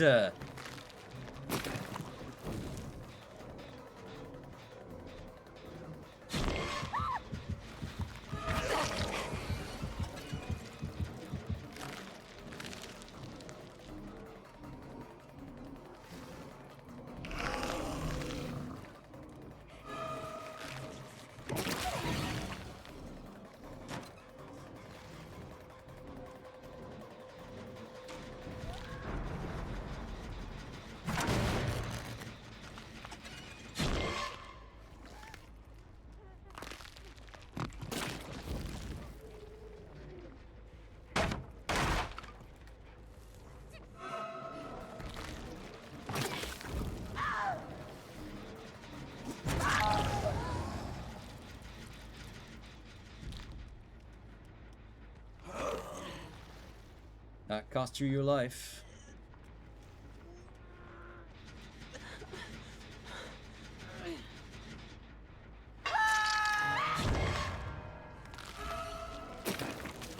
Ah!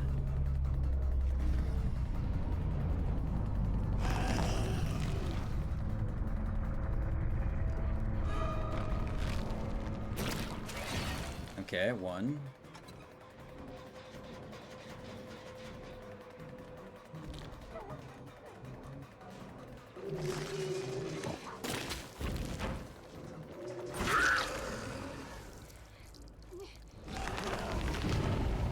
Yeah, we have an hallucination here.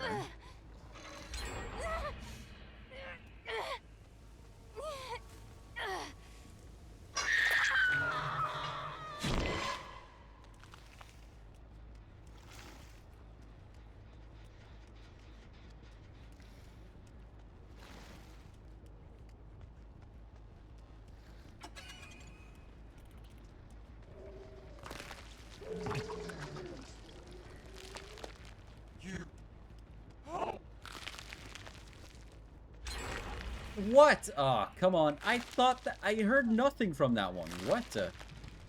Whatever.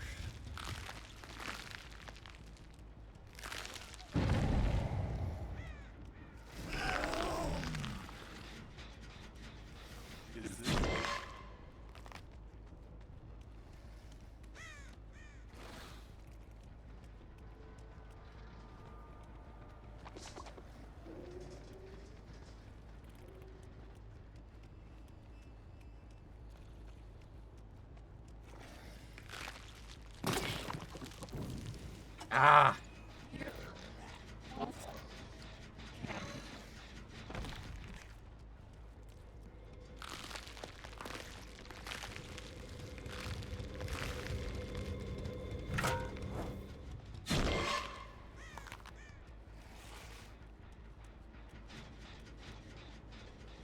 That dragon grip fucked me? Yeah.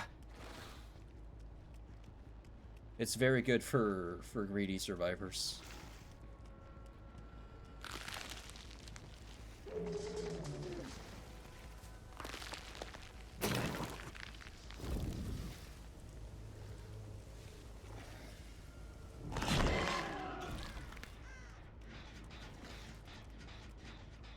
Okay. And I'm greedy, so it worked. One time I had some survivors that were fucking glued to a generator. Every time I turned my back, they were on it. And I was in a tournament too. It was so infuriating. I ended up DCing because they were really above my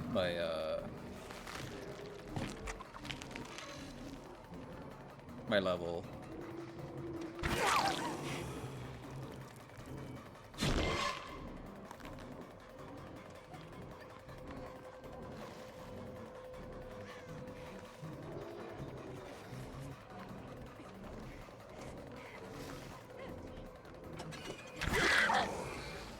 I gotta go somewhere. Can I... You're not alone here. Hold on.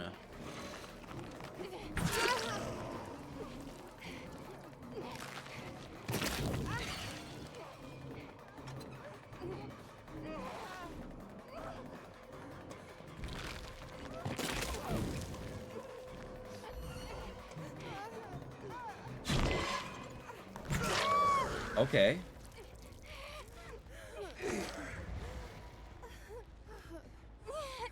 -1.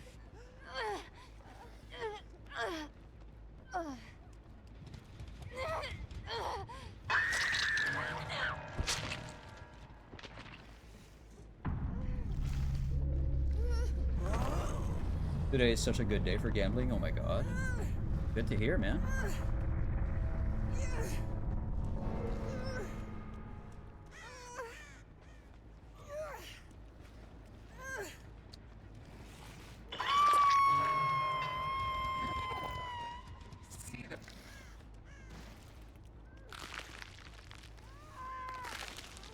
She's trying to go next. Immediately.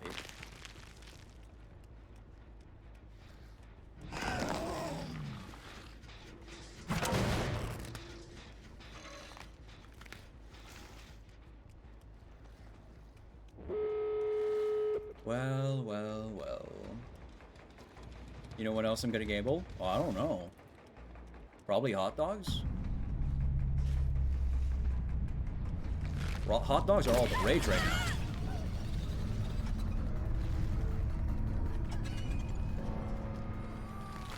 now. I don't think that's going to... no.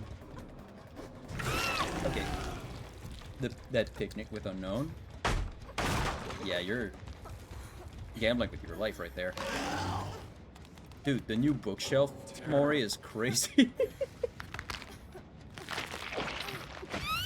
Whoa!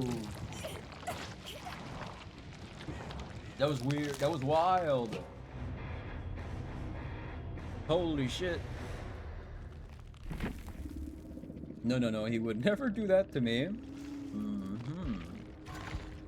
No, Straubs is not going missing. You're right.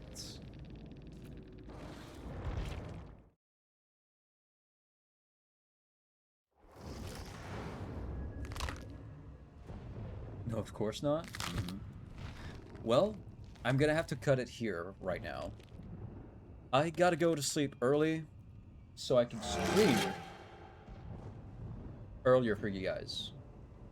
So I can do a longer stream. I gotta fix my sleep schedule because there's a chance I might get hired.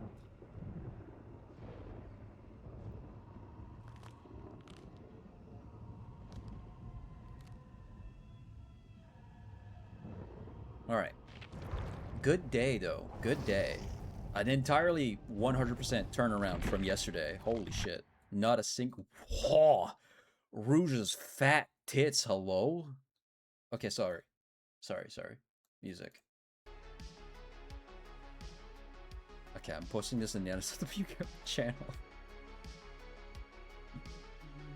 Bye-bye, thank you for the stream. Have a good rest of your night. Tits, hello, where? Dude. Sorry, I got back on my Twitter. I don't remember having been on my NSW chat one. I'll post the art though. God damn. Oh mama.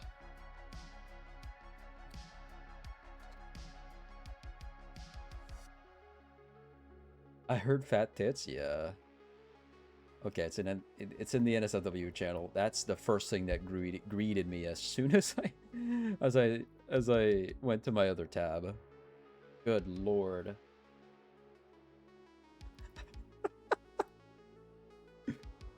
Good fucking lord.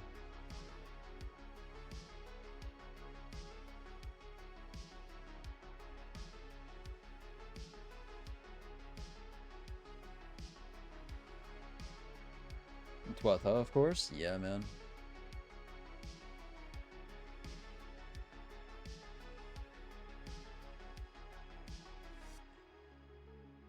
Okay.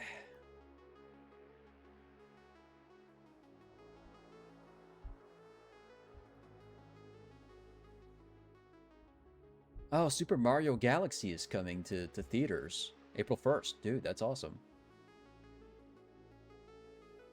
That's one of my favorite Mario games, actually. I like when they went to space. And you, as Mario, you could just, like, go on a planet and just go.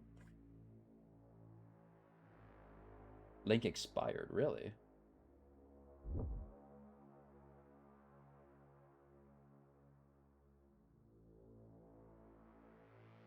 Oh.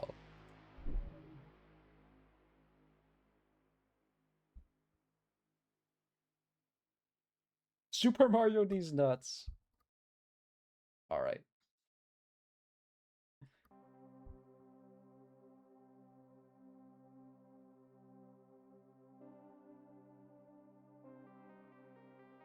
I'll get the Discord link. That was a good DBD day. Good day. No DC at all.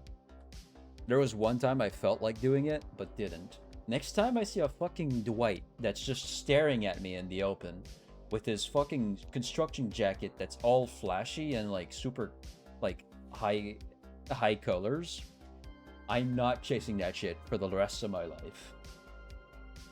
If it's the last survivor alive, I am. You should watch the Scooby-Doo video I sent you. I should. For the second time. Alright.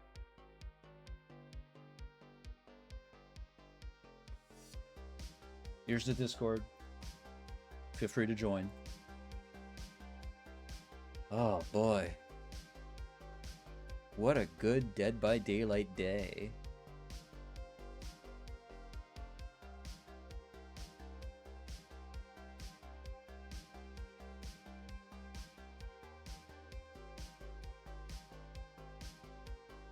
Like the whole thing?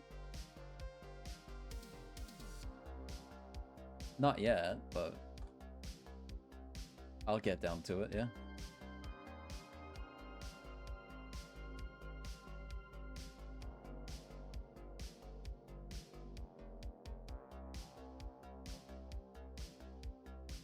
Dude, I've been liking and retweeting stuff so much, the Twitter just thinks I'm a bot. They think I'm a spam bot.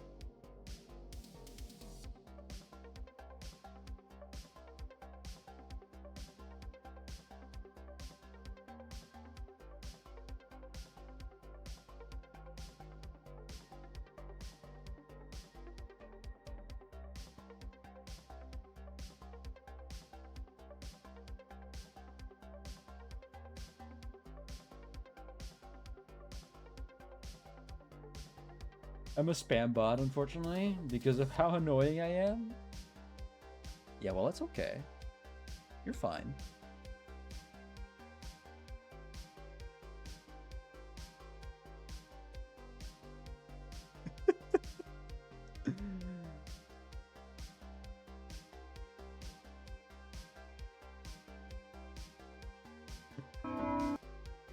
Hold on.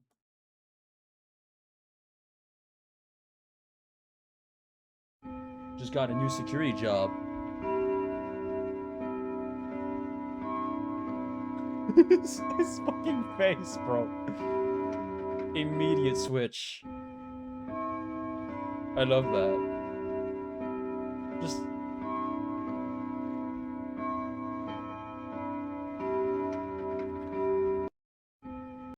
That's awesome, bro. That's awesome. Oh, Banshee, my good boy. I know. I'm almost done. I'll get you outside.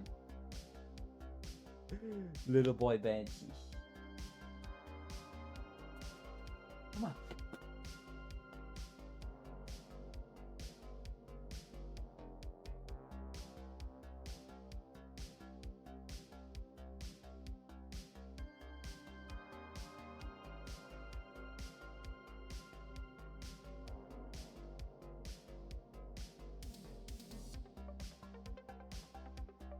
Damn it. Hold on, I'll try to catch up.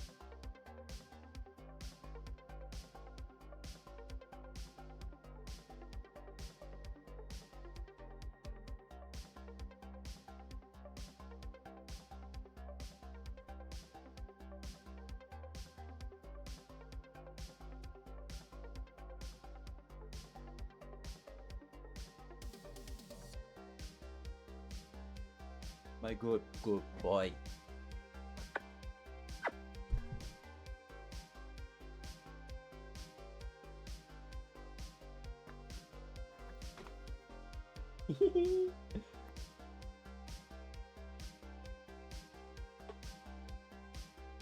Good boy Banshee.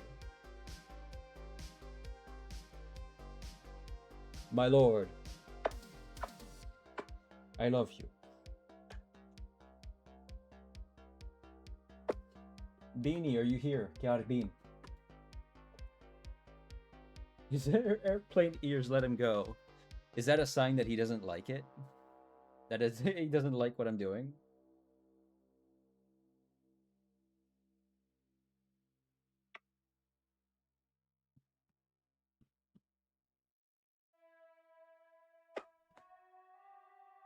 The airplane ears means they're stressed or scared?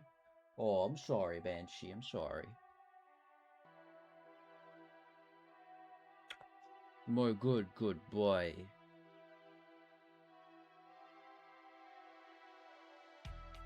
Also, I'm gonna replace... I think I'm gonna replace the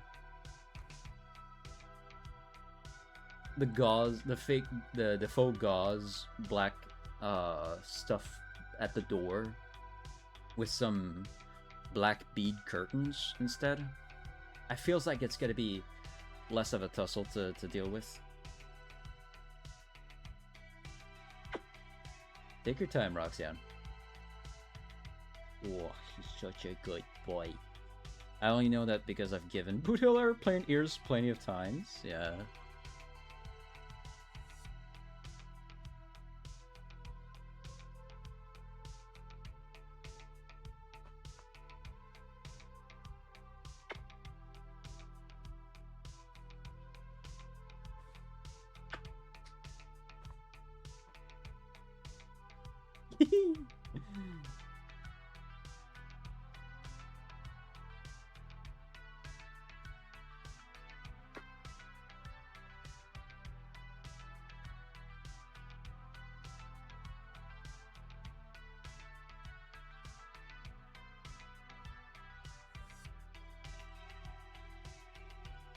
Chaotic Bean. Banshee's here.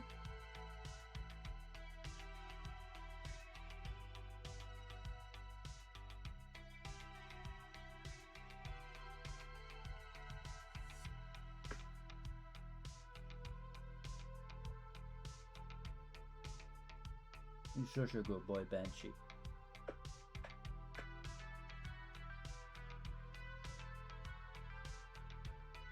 He's distracted, Banshee, go!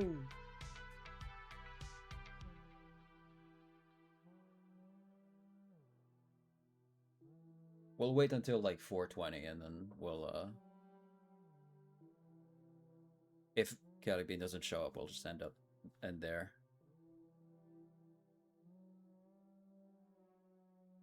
Oh. He's such a good boy. Oh my god, he's so tiny, I'm gonna cry. He's such a good boy. Boothill is so fat. That's what you meant by tiny, okay. I tried my best, hope she will pop in. If she pops in again, I have to catch him again.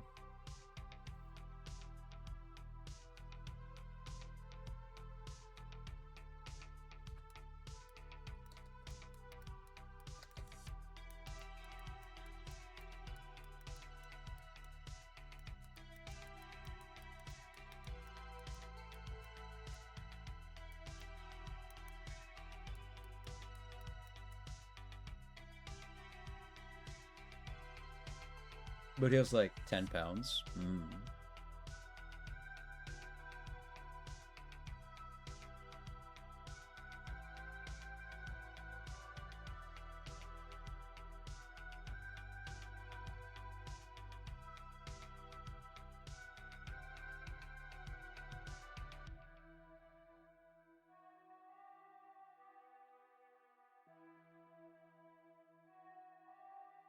But he's so fast for being fat. I believe it.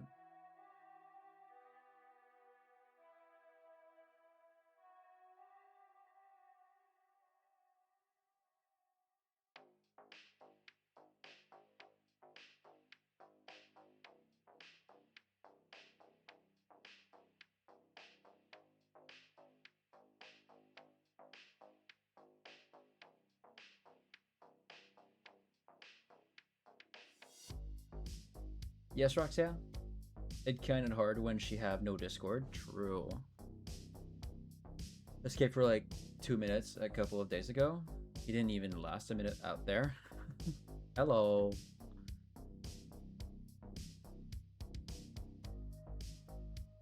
Whoa, Banshee, I know. I know, good boy. Hold on, he's... There he is.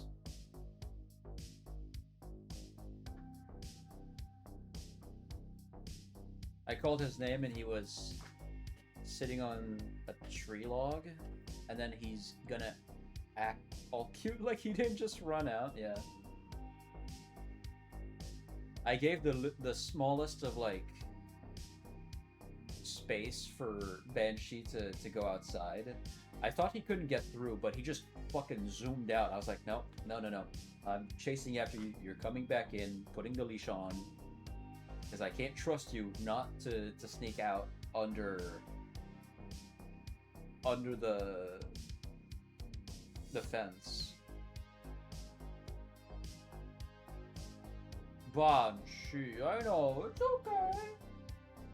It's okay, my big boy. I need to get him a catio.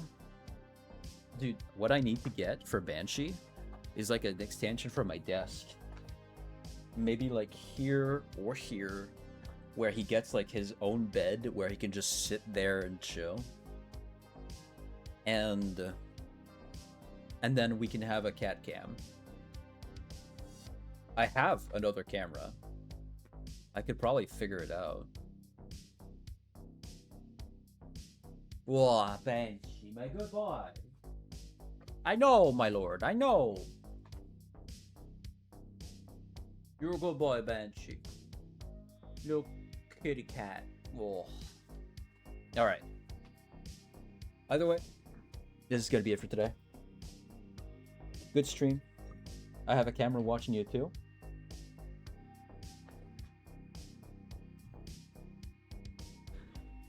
Yeah, that's cool. I'm chill with it. But then they love being spoiled. True.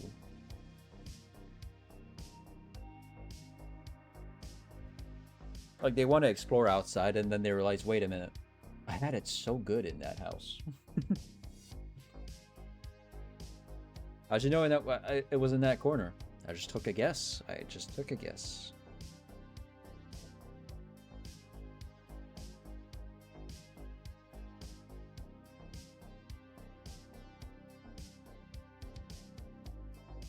Banshee, my good boy.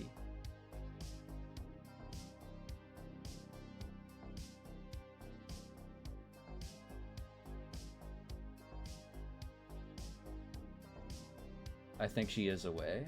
It's okay. It's okay. We'll catch up on showing her the beans later.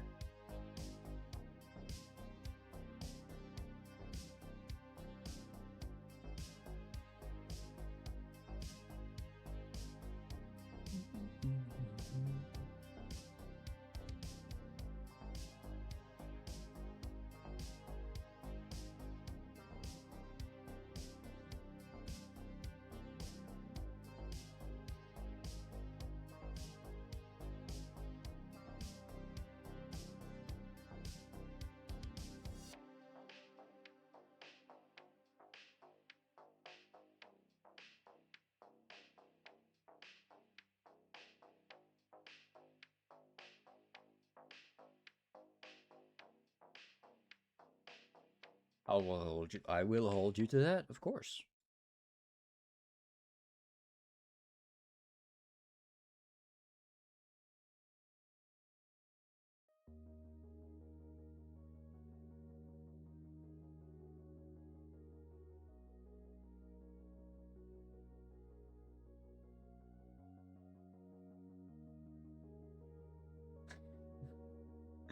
One last thing.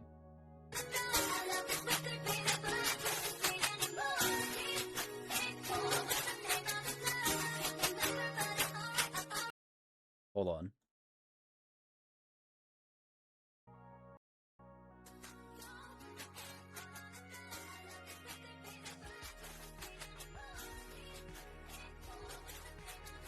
Boys being the boys.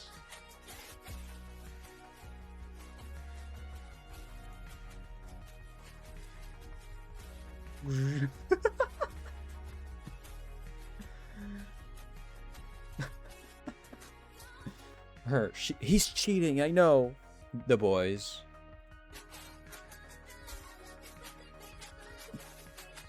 I know he's cheating, he's gotta be.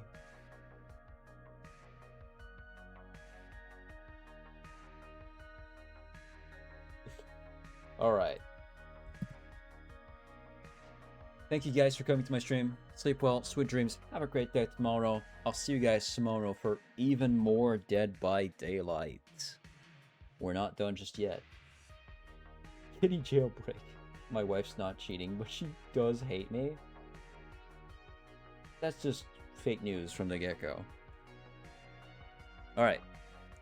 Do we have anyone to raid? We do. Let's raid Kitsu Moon. Whoa, Kitsu Moonveil.